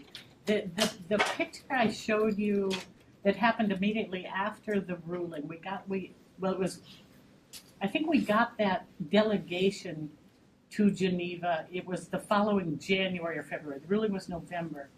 Although the people understood it would be stronger to get themselves recognized as indigenous internationally, because as I said, to clarify with what Ted said, even though Colombia has now signed the Declaration for the Rights of Indigenous Peoples, they still don't recognize the islanders as indigenous peoples. This was one reason, Natalie, you never would have been told about them. Colombia does not consider them indigenous. They do define them as an ethnic minority called Raizal. So that is now the legal group, ethnic group, to which the state has assigned them. So this is one reason that people often, they go back and forth calling themselves islanders or Raizal. And Raizal now does give them a certain legal standing. That's what the Constitution says in Article 310. They're declared as a group called Raizal. But of course, that doesn't have any international standing. What does that mean? It doesn't mean anything outside of Colombia. One of the issues was the first thing they actually needed to do was create a lot of widespread attention to the idea that it would be useful for them to actually internationally self-declare as indigenous. So that was their first step. Then they got to Geneva and they've been in contact with people from the Human Rights Commission and with people from the Committee on Indigenous Peoples Issues. And they were in contact with both and arranged this trip to Geneva where they did this formal declaration and actually signing something, where they got this status sort of officially at the UN level. And since then, so they had to get that done before they had access to even any groups where they could talk about their rights as indigenous. So far, they still have not been heard at the national level about that, and they are attempting to be heard at the regional level. But as far as I know, and I was just there, as far as I know, nothing so far. So Juan Carlos might know more what options might be available to them. No, thank you very much. I think it's trending very well. And I don't see grounds to present the case and the Inter-American System of Protection of Human Rights, that they have to go to the Commission, because, as you mentioned, on the Colombian side, the government that protect them has identified itself, as made clear. And the point will be if we assume that the traditional way of life, or as a result of the case, jeopardizing the traditional way of life, or to get resources. But theoretically speaking, they have the system of the Organization of American States to present a case. They can, but I don't see grounds right now to work, because, as Marion already mentioned, they are taking the side of indigenous population, go to Geneva, take it from the universal system, and to ask for more respect to the right. But I don't see enough grounds to construct a case before the Inter-American Court of Human Rights. Other questions? Yes, I have a question regarding to the legal situation in the island. What kind of document the people of the island, the indigenous group, they hold? Are they holding the Nicaraguan passport or what's kind They're of Colombian. document? Oh, Colombian. They're Colombians, yeah. Colombian. I can, yeah. So technically, all of them Colombian because they hold Colombian passport. Yeah, they are Colombian citizens. Yes, they're Colombian citizens. Yeah, I can give you a quick story. By one of my classes already heard this one. When I went through customs one time, my husband and I would go back and forth between the U.S. all the time, of course. And he has U.S. residency. But when we went, every time he would refuse when he'd go through customs in Miami. When they say to him, "What's your nationality?" He hands him his Colombian passport, and they say, are you?" And if they say to him, "Are you Colombian?" he goes, "No." Every time. So I finally said, "Would you mind?" He just wanted to have a more exciting Yeah. experience. Oh, I didn't know you were here. I'm telling this personal story. So he would hold us up for. I'll just finish this one quick. Sorry. He'd hold us up for like a half an hour, all the time. And I finally said, would you ever be willing, just when they look at your passport and say, "Are you Colombian?" would you ever be willing to say yes? And he went, "Never. I will never be willing to say that. I'm Colombian by passport only." So right after that, the next time we went in, the customs guy, same thing happened. And the customs guy called over the supervisor and said, "I don't know what to do with this guy." He said, "This guy's got a Colombian passport, but he says he's not Colombian." And the supervisor in Miami looked at him and went, "Of course he's not Colombian, he's an islander. Can't you tell by looking at him? Let him go." So I'll just kind of jump back on that under, as I indicated earlier, the Declaration of Indigenous Rights, that identity is something that an indigenous person may have and still be a member of, or at least hold a passport in the country where they live. So the identity is a self-designation, and the passport doesn't necessarily determine that status for them. Now that, again, is in the Declaration. Again, whether or not that becomes a matter of law or custom or practice would depend on the circumstances of the country. Can we have a little break as promised? So that, and thank you, Lisa, for being with us now for the official signing of the agreement. So I'll just sit where you're sitting, Marion, and Marion, sit with one more chair. Oh, I'll sit in So this chair. you should hear. Yeah, I don't want to miss this. That's right. Yeah. Oops. Careful, Is there anything that I'm doing I should have been doing? So Yeah. why don't you? So Mark, don't let him touch anything. yes, no, you know that, right? Well, they know that too. Okay, so this was a wonderful opportunity to celebrate, as we talked about, the partnership between the Sustainable International Development Program and the Coexistence and Conflict Program. It's also a wonderful opportunity to celebrate this partnership we have with UPeace. And we are very pleased that, we are pleased that you couldn't be, Juan Carlos, with us today, and we feel so sad about this. And Skype is just a pale image of what it would have been if you had been here.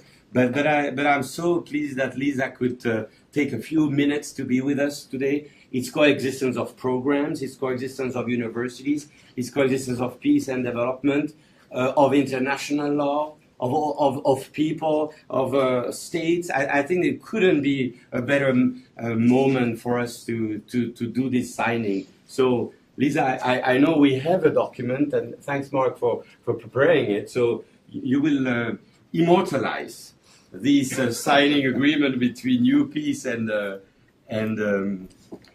Brandeis University. I would have brought a better pen. Well, yes, that's. Ted has a beautiful pen. Okay. Ted thought about everything. Carlos, we have like a really good pen. And it would be great if Karina is our first joined student. So can you please come behind us? And Ted, if you could also come, and we will sit. Can we be behind you as we do? Oh my goodness! Yes, now I'm really nervous. Nearly the right way, you know. Very. Is that okay? Come here, come in on. And Sandy, come here also. I mean, someone else will take because without you. So Juan Carlos, Alan is now, in terms of coexistence, is getting 5 people to coexist in about a 2-foot square area. Well, the island is the most populated area we learned in the Caribbean. So we are making it a statement here about this. Well, I'm just delighted to be able to sign this agreement officially. It's been in practice for a much longer period of time. And when Alan first came to me when I was dean here at Heller and talked about the possibility of doing this, I thought, oh, this is really linking 2 institutions whose heart and mind are so closely aligned. And as we approach the winter months, even more exciting to have this alliance with UPeace after you missed the snow on the weekend. But I think as we, at Heller, as our different degree programs have sought out key partners to link with, and in particular the SID program and the coexistence program, we're really looking for collaborations that are not going to just be something, a piece of paper that some dean or provost signs in the respective institutions. We're really looking for something that's going to be substantive, where we have exchange of students and faculty, where our motto at Heller is knowledge advancing social justice, where we have some joint production of knowledge together, and we're combining forces and creating, if you will, an international brain trust to address the kinds of issues that we're interested in. So I'm absolutely thrilled to be able to sign this document, but more importantly, I'm signing it knowing that this is a real substantive collaboration of people, and I look forward to seeing the continued benefits of this collaboration going forward. So here we go. Ta-da-da-da.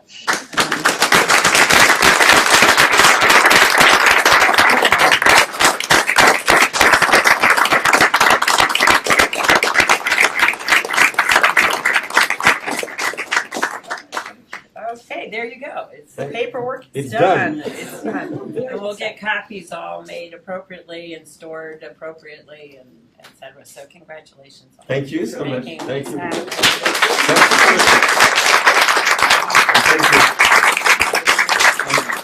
And I hope, Juan Carlos, that you will convey how much this also means to us. And I think thank you so much, Lisa, for also making this I coming had up to here make again.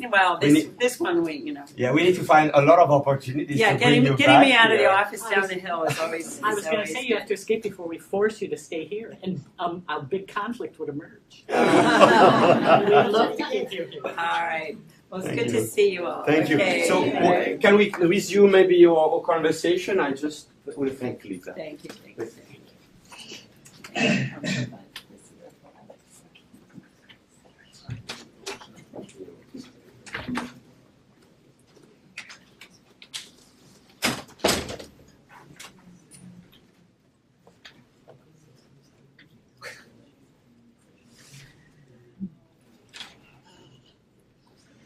Marion, the story about costumes and the nationality is very good. I think I will take it for some of my classes.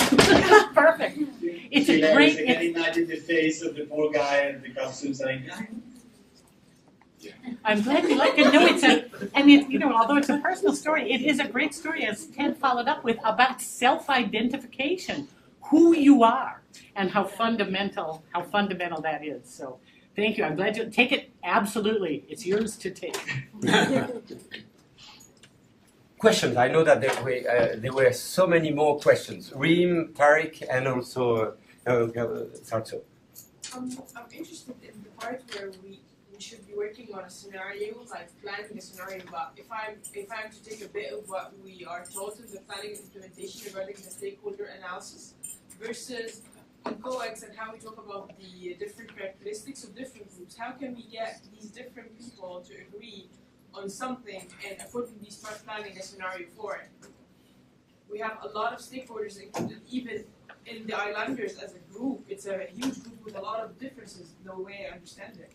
And if I may add one point, because I was thinking in the same line as you, when you think about the next step of a project like this, there has been this capacity to already do training and workshops for the Rizal, but we know it's a question of the islanders plus, I mean, all the people living on the island. It's a question of building that capacity at the international level. So how can we bring people from Nicaragua and Colombia together, getting some representative of international organizations. So I see the power of extending this experiment that you have built with Corallina, not simply on the island, but beyond the island, because the issues that are at stake here concern different stakeholders. So how could we upscale what is already a success to all the people who could also make the right decision? Scenario planning as a process is really a grassroots-based effort. You can look this one up. There is a program that was launched in South Africa called the Mount Floor Scenario Planning Process. I don't know if you looked at that at all. But people were questioning about what kind of economy do we want in South Africa. And so they got a group of planners together that included the grassroots people, and they said, we're going to use the metaphor of birds to think about this. And so they said, so let's start off with an ostrich. What does an ostrich do whenever a conflict comes up? Buries its head in the sand. No, we're not going to beat that. All right, so what about the Icarus and Daedalus scenario, where this father and son are on an island in Greek mythology, and flies off, and father says to son, don't fly too high, because the wax is holding the wings that I built for you will melt in the sunlight and you'll fall. So he's flying, and he's so excited about flying, he just flies higher and higher, and the sun melts the wax and he crashes. And then another question was, well, what about a dodo bird? Well, they're kind of extinct, aren't they? So then swans, well, they're big and they are lumbering and they take a long time to get up the air, and they flap their wings and they have their feet running on the water, and eventually they get off the water, and then they develop strength, and then they get higher and higher.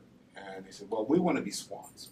They are sometimes mean animals. I thought that's what you would add to this. Well, I could, but what happened is that from that process, the press, the community organizers and all developed this notion that we want to be a country of swans, because it's going to take us a while to get off the ground, and we're going to build our capacity as we do that. And so by doing that kind of scenario planning, people had in their mind and their vision a picture of where they wanted to go on this particular issue. Those are contexted on a conflict basis, and on the culture. It has to be adapted. But it's a really good way to get people all together on the same page. Hannah, maybe also you want to give an example of how you could maybe link planning and implementation and some of these coexistence work? Yes, so we, like Professor Ted explained earlier, we had done a stakeholder analysis. We taught them how to do that. But before we actually did that, based on the research we did here before we left, we had an idea of the stakeholders, and of course, based on the wonderful indigenous knowledge from Professor Marion here, we had an idea of the indigenous people we would find there. And we knew the challenge that we could have and politically sensitive issues that we could have is not to have people from the government in the meeting. So already we had that on the side before we started thinking about stakeholder analysis, okay? But we know, so we have a stakeholder analysis. If you remember what it looks like, you will still have the government officials involved. But of course, you have to understand that they will not directly impact it, because right now you don't need them in this particular context. You don't need them in this scenario right now. But you know that they will impact the decisions you make and whatever comes out of this process. So what I would say is, you do it in stages. So first of all, the islanders are not so confident with working with the government because of the history they've had with them.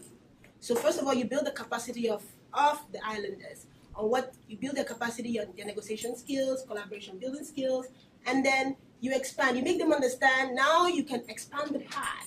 You have this power. You make them understand the power they have, and then they can feel more confident to be around the government officials. then you can get the government officials into the stakeholder analysis. And they will feel more, they'll feel like there's a level of, like, maybe not total balance of power, but at least the islanders wouldn't feel inferior in their presence. And then when you have them there, they'll be able to negotiate themselves. Now you will just be be a bystander, because you've given them the skills already. So they're doing this by themselves, and they are in the stakeholder analysis, okay, with the government officials now. And if they're working together they can decide what they want the larger stakeholder analysis should look like for Colombia itself. Because the government, of course, we have to understand, they have their own interests. And the islanders have their own interests. And from what we've learned from negotiation class, even the mediation classes, we understand that the interests, of course, are what defines the positions of these individuals. So if we're able to have them identify their interests, and then we see the common ground in these interests, then we understand that they can actually work together. But we cannot start just at the top level of Colombia totally. It's not going to be possible right now the way it is. We have to build the skills of the capacity of the islanders to get where the Colombians, when I say Colombians, I mean those on the mainland, actually are. And then they can feel like they can have that power to actually negotiate the way what they want. I hope I've helped you. Well, wonderful. I mean, this is a wonderful analysis, but also how you put this analysis to the test of reality. I think that sequencing it's a very nice way. Marion, you want also to add a few ideas of how how you see this conflict-sensitive development, because that's your area of expertise, and how maybe this field could support your work for biodiversity, but more for identity also of the people. I'll toss out a couple of things. I'm not going to give any real answers, but I'll toss out a couple of things that we're talking about and thinking about. One thing, of course, is combining this, as we said this earlier, this grassroots kind of thing, with getting a better and better understanding about international law and what actually happened here, and making sure that's communicated to the people themselves, so that they actually understand what happened, because they don't understand what happened, you know.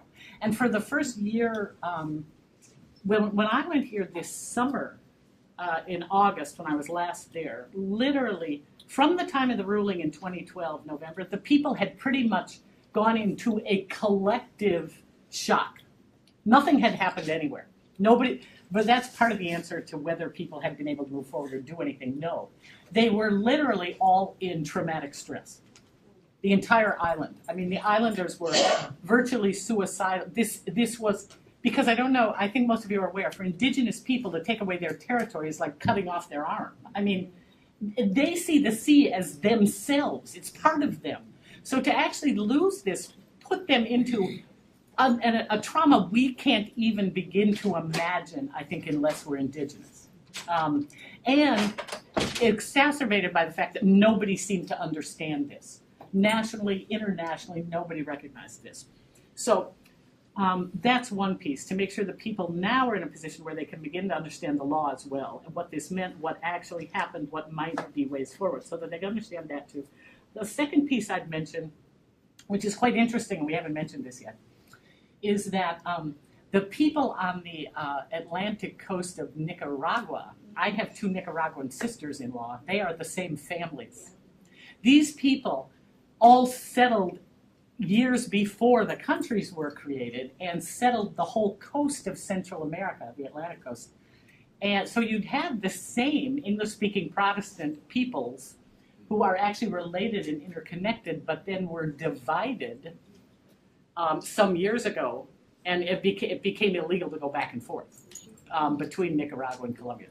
So this is, I'm not tossing out any idea, I'm just saying this is a really important fact to stick in there, and that for the first time, because it's not very far in boats, the islanders from San Andrés have been going in organized groups over to Nicaragua, and they're meeting together. So this is kind of interesting. So then, getting back to the third piece for me, which is the significance of the environment there, and the significance of this environment for the people as stewards of the environment. Indigenous people are also often very good stewards of their environment, and they have a tremendous concern with conserving it. So the next concern to us is, regardless of how this all plays out in political territory, is there a way to keep the Biosphere Reserve, or at the very least the marine protected area, intact, instead of splitting that up? Because splitting it up means there'll be oil drilling there, there'll be huge ships going through, there'll be massive industrial fishing fleets from other nations who we've kept out for years now, from Japan, from wherever. All of these things are in the works. So the issue becomes, is there a way to have this declared some kind of international protected area, regardless of who it belongs to, that can maintain the goals and interests of the of the peoples, because the peoples of San Andrés indigenous fishermen are perfectly happy to fish with the Nicaraguan indigenous fishermen. Who they do not want to fish with is Nicaraguan big fishing fleets out of the capital. But if it's people just like them, I mean, they have for years said, hey, we all can live together fine. So it becomes an issue of looking at a new model of how are there ways to move forward that this could actually be solved, and how to identify those. I want to ask Camilo maybe to come here, because in the conversation, I remember last year when he was he produced a wonderful paper in the Responsible Negotiation course, and he came up with very interesting creative options on how we could move forward. So and I think you gave him a platform for what he may talk about now. So Camilo, could you say a little more about your ideas? You're also originally from Colombia, but you have been very also active in promoting indigenous rights. Yeah, thank you, Professor, and thank you, Professor Howard, for that introduction to it. I don't know if we could have the map there, but if you see in what Professor Howard was saying, they are connected technically as indigenous people in that region. And thinking about what you were saying in the connecting of the 2 degrees, I was just, when writing this paper, I was thinking about the 3 pillars of sustainable development that are economic, social, and environmental, and also of creating value from the coexistence program. And there are these figures or tools from the UN that are in international protected areas or peace parks, international peace parks. And I was just thinking on the different rhetoric of the Colombian government and the Nicaraguan government, where they think we want to keep this area to protect it from drug, and also we want to keep this area to protect the environment. All of this is just rhetoric. But there is also the urgency of protecting the environment. There's a lot of issues with coral reefs, some of the most environmentally threatened ecosystems, and they're very important for the survival of people and for the health of the oceans. And also just thinking about the identity of the people and how to have a basis for them to have self-determination. So an international peace protected area or international peace park or my idea was thinking about what other countries have done, because this does exist, is to create one that comprises the San Andrés Archipelago and goes all the way to the coast of Nicaragua. And for them to agree for that to be a shared protected area where they will use ecotourism and use it for, like Professor Howard's MPA, different studies for sustainable development. So an area for preservation, another for research, and another one for ecotourism. In the long term, they'll create value. In the long term, it will bring in money for the 2 countries more than just going in and drilling for oil and gas. They'll completely trash the area. And it will help to give self-determination, because at least in the eyes of the Colombian government, this is environmental protection, and it's not the whole island breaking apart and going on their own, which is one of the main concerns of the Colombian government. Similar structures have been proposed in Colombia for different identity groups. So we have campesinos, small farmers. They're creating something similar called areas of Zona de Reserva Campesina, which is area of preservation for campesinos people. And that's been having a lot of pushback because it has some political aspects to it, but the International Peace Park will be mostly environmental, but also it will give agency to the indigenous people. So that was kind of the idea I had, and that some other countries are doing it in order to create that possibility. Thank you so much, Camilo. Juan Carlos, I have a question for you before I make sure that also Tarek and Arto intervene here, which is in line with everything we've been talking about. I was very surprised, and Camilo made me aware of that, and also another of our students who worked on this topic last year, Meredith Chu. How is that possible that international law today seems to ignore some of these important issues that other UN agencies would put forward, whether it's the United Nations Environment Program or other UN agencies? Would the ICG always think in terms of state actors, or do you start seeing the role of non-state actors, of minorities, but also these issues like the environment that are taken into account in these kind of topics? Absolutely. I mean, when you see the International Court of Justice, basically the International Court of Justice was created after the First World War. I mean, it's the permanent court of arbitration. We have even the same statute. And if you read the statute of the court, I mean, the language is, politically correct today. That they say, the general principle of civilized nations. I mean, that can help me with that. I mean, closer. I mean, the whole language reflects that it's the most traditional area of international law, where basically just state actors. I mean, not even a single little break to open for minorities, communities, etc. I mean, it's an extremely old-fashioned way to international law, and basically states want the International Court of Justice to act like this. It's not because the judges are traditional, because it's considered the most important court, and states want to keep it in this traditional way than just state actors. That's why we have all the other courts, for example, the Inter-American Court of Human Rights, the European Court of Human Rights, the African Court of People and Rights. I mean, this is another areas of international law that we have more space, even for the case of, for example, economic arbitration in the ICSID, in the World Bank, in Washington. But for the International Court of Justice, it's a kind of a church of international law that nobody wants to touch. They want it that way because they reflect what is the basic element for a state. For example, borders, as we discussed today. So very important point you're making about the fragmentation also of courts. Tariq, I think you had a question also, Sarzo? Yeah, I had two small questions. Yeah, thank you very much. This seems to be a very interesting place and case for me. I heard a lot of about the relation between the indigenous and the Colombian government, the ICJ, but within the indigenous people themselves, I would love to know more about the relationship between women and men and how these issues are affecting them differently or the same, and how even all the interventions that are happening, how do they affect them? Is it like differently or the same, or what's happening? The second question is related to the trainings and how the grassroots was. To what extent were they engaged, not in the trainings only, but on the implementation of the outcomes? Was there some sort of an advocacy part of the training to the people so they will be able to engage in the bigger processes?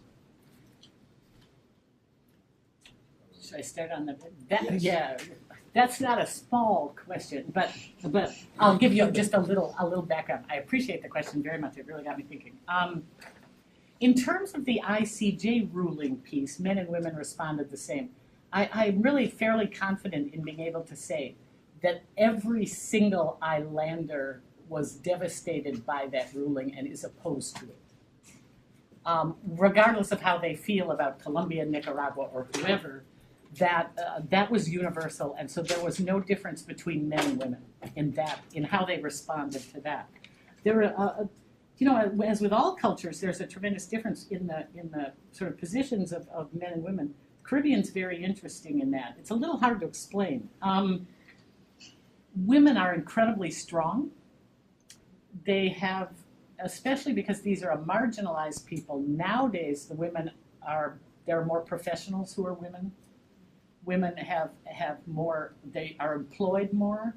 Part of this, of course, though, is that because the target, as a lot of you know, I won't go off into this, but with indigenous people, when you're trying to systematically take them over and weaken them, you really target the men. And so a lot of men, it's well known, you have a lot of indigenous peoples where there are a lot of issues with men and youth. becoming drug addicts or alcoholics or basically not becoming unfunctional in terms of working. Whereas the women then end up maintaining the household and then end up moving into jobs. But that said, the men still, in some ways, it's still a very male-dominated culture. So it's an odd kind of a mix. It's a little hard to explain. It's very maternal in the sense that the mother of the generations is the key figure in families.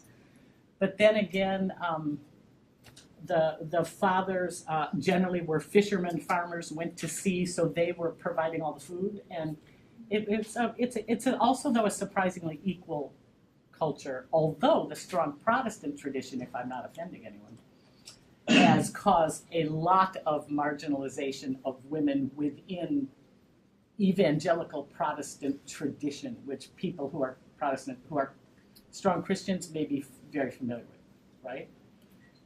So that was actually somewhat imposed on another type of system. So that's a maybe even more confusing answer. Women don't fish, though. That's an important point. Women farm, but they don't fish, and men and women both. Mainly men farm. But women are known to farm. But there's one woman on the whole archipelago who fishes. So anytime you talk about fishing, the women say, we'd love to be involved, but leave it to the men. Leave that to the men. And then they'll be involved in other negotiating or talking about other things, but they don't talk about that. But before you answer the second question, I would like to link it to the first question. I think that as a team, you went as a man and a woman, and I think I would like you to also tell us about how did you make sure that you mainstream gender, to use the 1325 resolution vocabulary. How did you make sure that both men and women had a voice in the workshops? And Hannah or Ted could answer that one. Okay, so it's just funny because just before you asked this question, Mr. Ted we're just talking about it, how the participants were, the responses and the amount of participants we had on both genders. So they were almost equal. We had it was just more male, but I think it was like by one person or two people because we had it in different locations. There was Old Providence and there was San Andrés. So there were two different workshops. And but one thing we did in the workshop is... And did you make it that way, or was it handed over to you? Like it was handed over to us. Well, that's already a good news. Yes, exactly. It probably just happened. No, which is very good news. Yeah, exactly. Yeah. So it wouldn't have been targeted that way. Because people don't think about gender.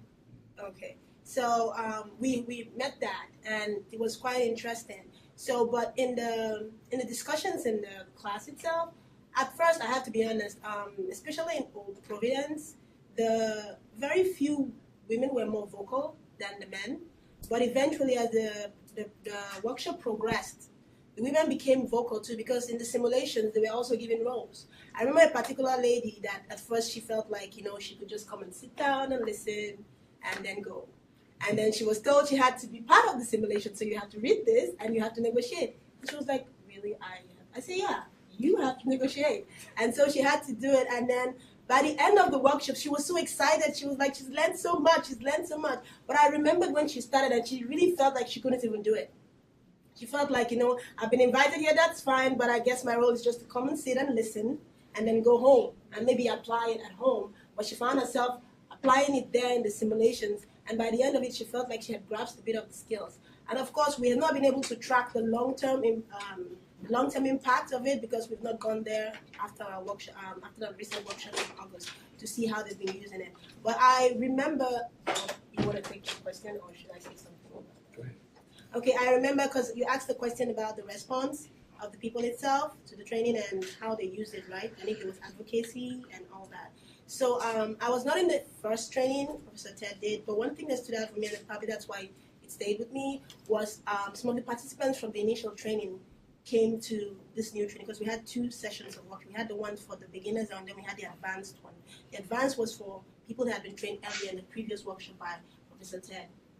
And there was this gentleman that felt he was so excited. I went to express how he had used the skills that were taught him from the previous workshop to Professor Ted.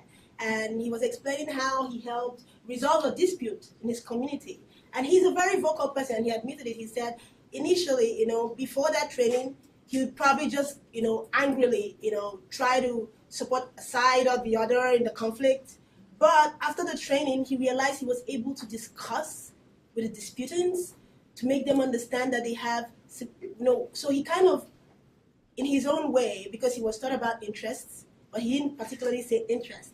He said he felt like to know the deep understanding of what they wanted, but it was really interest. So he said he had to talk to them to explore really what they wanted, and instead of and then use that to communicate the fact that they actually have similarities in their desires, and he was able to resolve the conflict. So he was so excited about it, as an islander doing this. And I was really happy to hear it, because this was my first time, and I felt, wow, this is great. People are using the skills, and so if we're teaching them right now, they're going to use it again in the future. So 1 minute answer, and then I get started. So, and then maybe we have one or two more questions. And I don't want. I need to also make sure that Juan Carlos is okay, that we go a little bit beyond. I'm here. You're still okay. I mean, but I know some of you may have other obligations, so I'm happy to continue this. So the answer to Tariq and then Saad. So I think Hannah answered the sort of practical aspect of how does the training get implemented. And the other is more of a strategic. If you are a negotiation or capacity building trainer, that's what you want. You want people to take these skills and implement them. At the same time, personalities differ. People don't always have the capacity, or sometimes they're just frightened. But change can take place within the individual, as Hannah was mentioning. And that alone, in the community and in the places where that individual operates and acts and so forth, that demonstrates some difference in handling disputes, and people will then be curious about that. Where did you learn? I mean, that's not the way you used to do this sort of thing. It would be nice if we could write a roadmap and say that everybody that goes to the training needs to go out and share this with people. And I remember one of my bosses said, it's also dangerous, because if you give people a capacity, then they might use it. And that can be frightening for them, and it can be frightening for people that they encounter, which might not be something that governments are used to, because they may be accustomed to the passivity of the group that's now becoming very active. Satso, Biran, Abdullah, Mark. I hope I don't forget anyone in my list here. Satso? This case is especially like it resembles so much the topics resemble so much with the situation we are coming from. So my first question is to Professor Carlos. I'm wondering I really like the Camilo talked about the Zopa. And what would be how does that possible to seek Zopa in this case from an international law perspective? And then my second question is about identity that Professor Howard talked about. That happens to me many times, but in this SID and the COEX program, I feel like I'm constantly in conflict within myself. In one way, I want to coexist with the situation, but on the other hand, I'm fighting for my identity. So yeah. So I don't know, Juan Carlos, if you heard the question, or if you want us to. Not very well. In a part of it, I miss part of the question. So I think that one of the question that Sarzo is referring to is that there are different places in the world that are part of a nation. I think about Corsica, for example, as an island that is part of France, when there is a big struggle for identity. And how is it possible, right, to help some of these, I don't know, forgotten people, and then there is a question of that is also directed to Marion on how you reconcile the peaceful need for coexistence with also the need for advocacy and recognition of identity. Did I capture also the first question well enough? Is that fair? Yeah. So, Juan Carlos, I mean, again, it's not easy for international law, right, to help us with these subcategories. For sure, I mean, we have two different views. I mean, remember, as you mentioned at the beginning of the talk, that this jus gentium in Latin of international law was in a way kidnapped by the law of the states. Even though the Charter of the United Nations refer we the United Nations of the world, not the United States, not the states of the world, it's nations, that is a sociological concept. And for example, in areas like the Americas, that we have a clear struggle to preserve the national state, there is no space for indigenous, for minorities, for a space that they can act freely. I mean, there will be huge tensions. I mean, we have that in South America, for example, with indigenous groups, in the Amazonians, in the different areas. I mean, the state will act against all this movement. There is no room for maneuver. I mean, and especially because the pure international law will support the action of the state to preserve the unity of the territory, of the state, of the nationality. If we move to other areas of the world, the historical process is different. You mentioned Corsica, but the whole exercise of the European Union that you have and space that that has weakened the concept of national state, because you have Europe, all the Europe now, everyone is European, and they are also French, but they can be also Corsicans, because you have regions acting in the space of Europe. So you have the perfect sample to revitalize this kind of movements, with the support of the supranational power. I mean, we have the example of Scotland, we have the example of Catalonia, we have the example of Belgium, we have many examples. If you move to Africa, the example is completely, the scenario is completely different.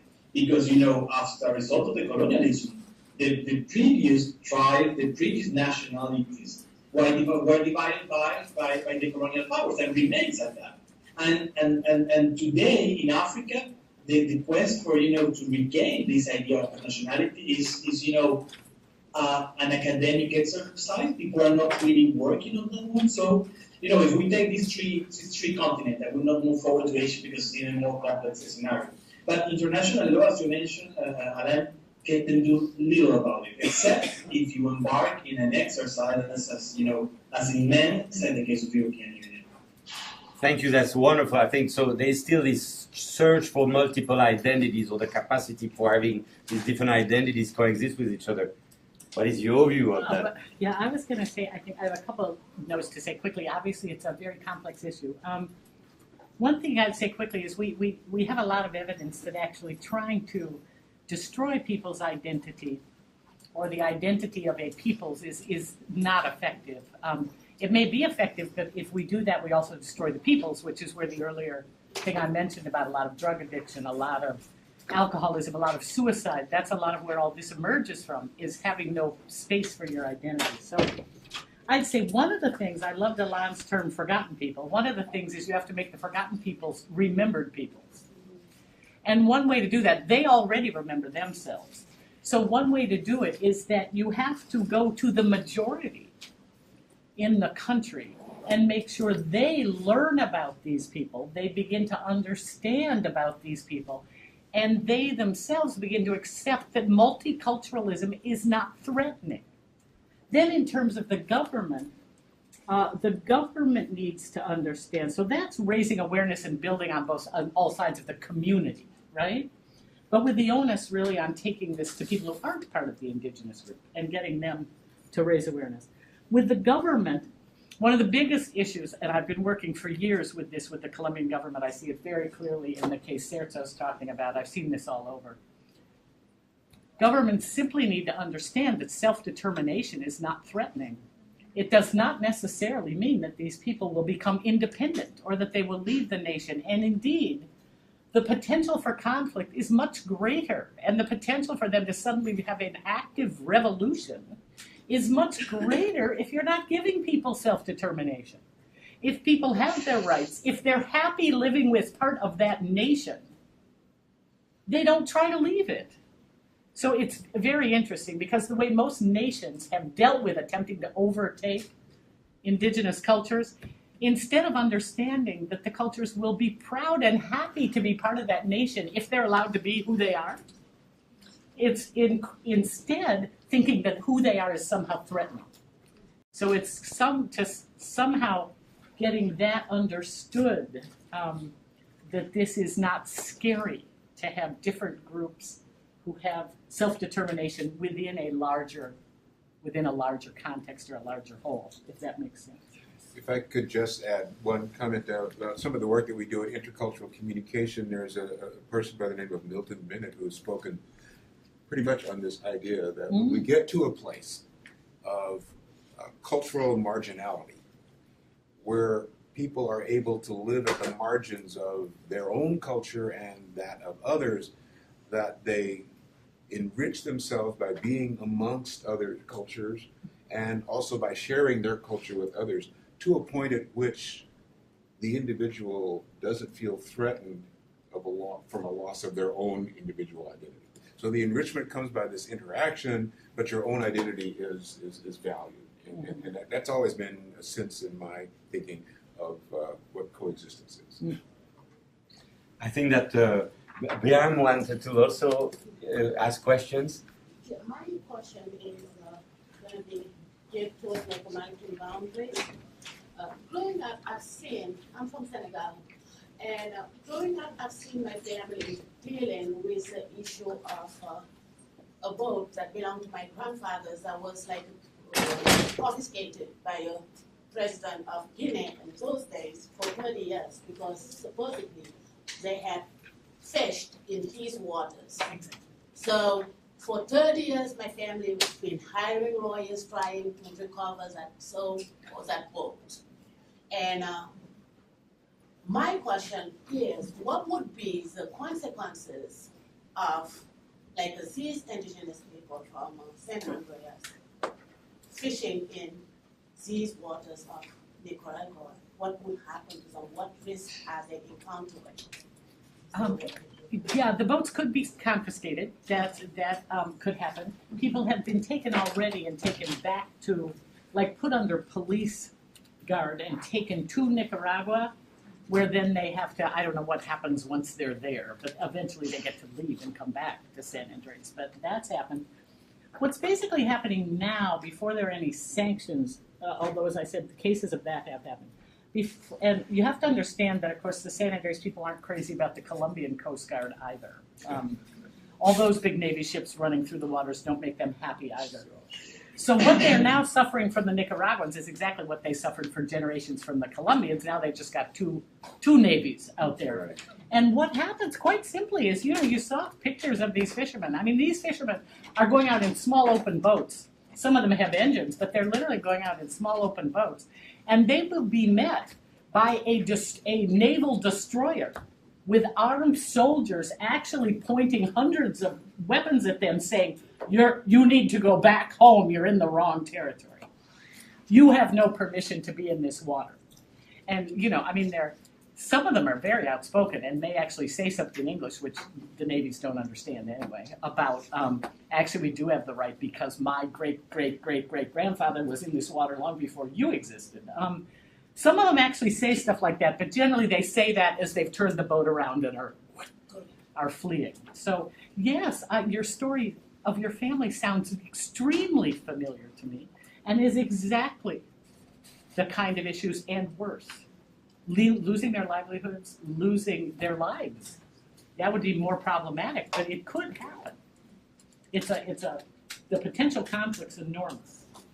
Last two questions. I think yes, there. Go ahead. And then I think that's, and then I think if it's okay, we will probably conclude.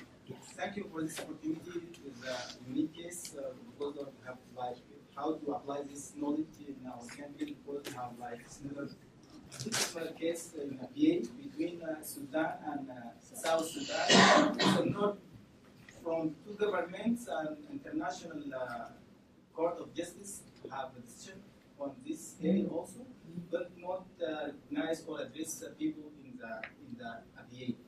My questions: what the status of civic space in the island, civil society organization and political parties, and what their networking with the civil society and political party inside Nicaragua and Colombia, because it's very important for create value and push for their rights in the future. Yeah, Ted? On the question of networking, civil society work, and also Marion? I think Marion, lived there, would have a better sense of that. I was pretty much focused on the one groups, or the groups that we were working with. For this particular case, there's a pretty quick answer to that. I mean, the islanders have some of civil society is not organized at all because the people basically didn't have the right to exist or speak. Until 1991, people in Colombia had no right to free speech, to mobilization of people to protest or comment on anything. That did not exist. So that 1991 has really not been very long for people to begin to mobilize as a civil society now that they have the right to do it.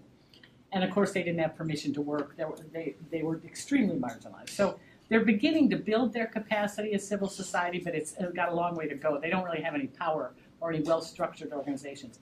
In terms of the island's involvement at the level of anything, government, civil society, anything in this ICJ case, I should make real clear, and I'll try to make it clearer if I ever present this in the future during the presentation, there is none. This is the point. The point is that this case was negotiated solely from Bogota with not one interview question asked. I mean, not just at the case, but as they were preparing the case. They never set foot in San Andrés to ask anyone from the government or from the civil society what did they think about anything. So literally that was part of my point. So when they presented the case, not only did it not mention the things I didn't mention, it didn't mention the islands existed. I mean, basically they could have been, who knows what they could have been. I mean, it didn't address their concerns whatsoever. They were so, and they're still involved virtually not at all, except through their own trying to maybe get their voice heard here and there, but officially no. What I did see, and what is quite evident, is it's a very religious community. Very. Yes. And there are a lot of churches. I mean, there's Catholic churches and there are Baptist churches, but the First Baptist Church is hailed as one of the signature locations, signature landmarks. It's up on a hill, and on Sunday, as we were driving around, there are just people going to church in throngs. Now, that's not a civil society in a sense. But I think back to the civil rights movement in the United States, that a lot, I mean, there was no civil society within African Americans, but there was the church. And that was a tremendous organizing capacity. Ministers evolved as political leaders and religious leaders and so on.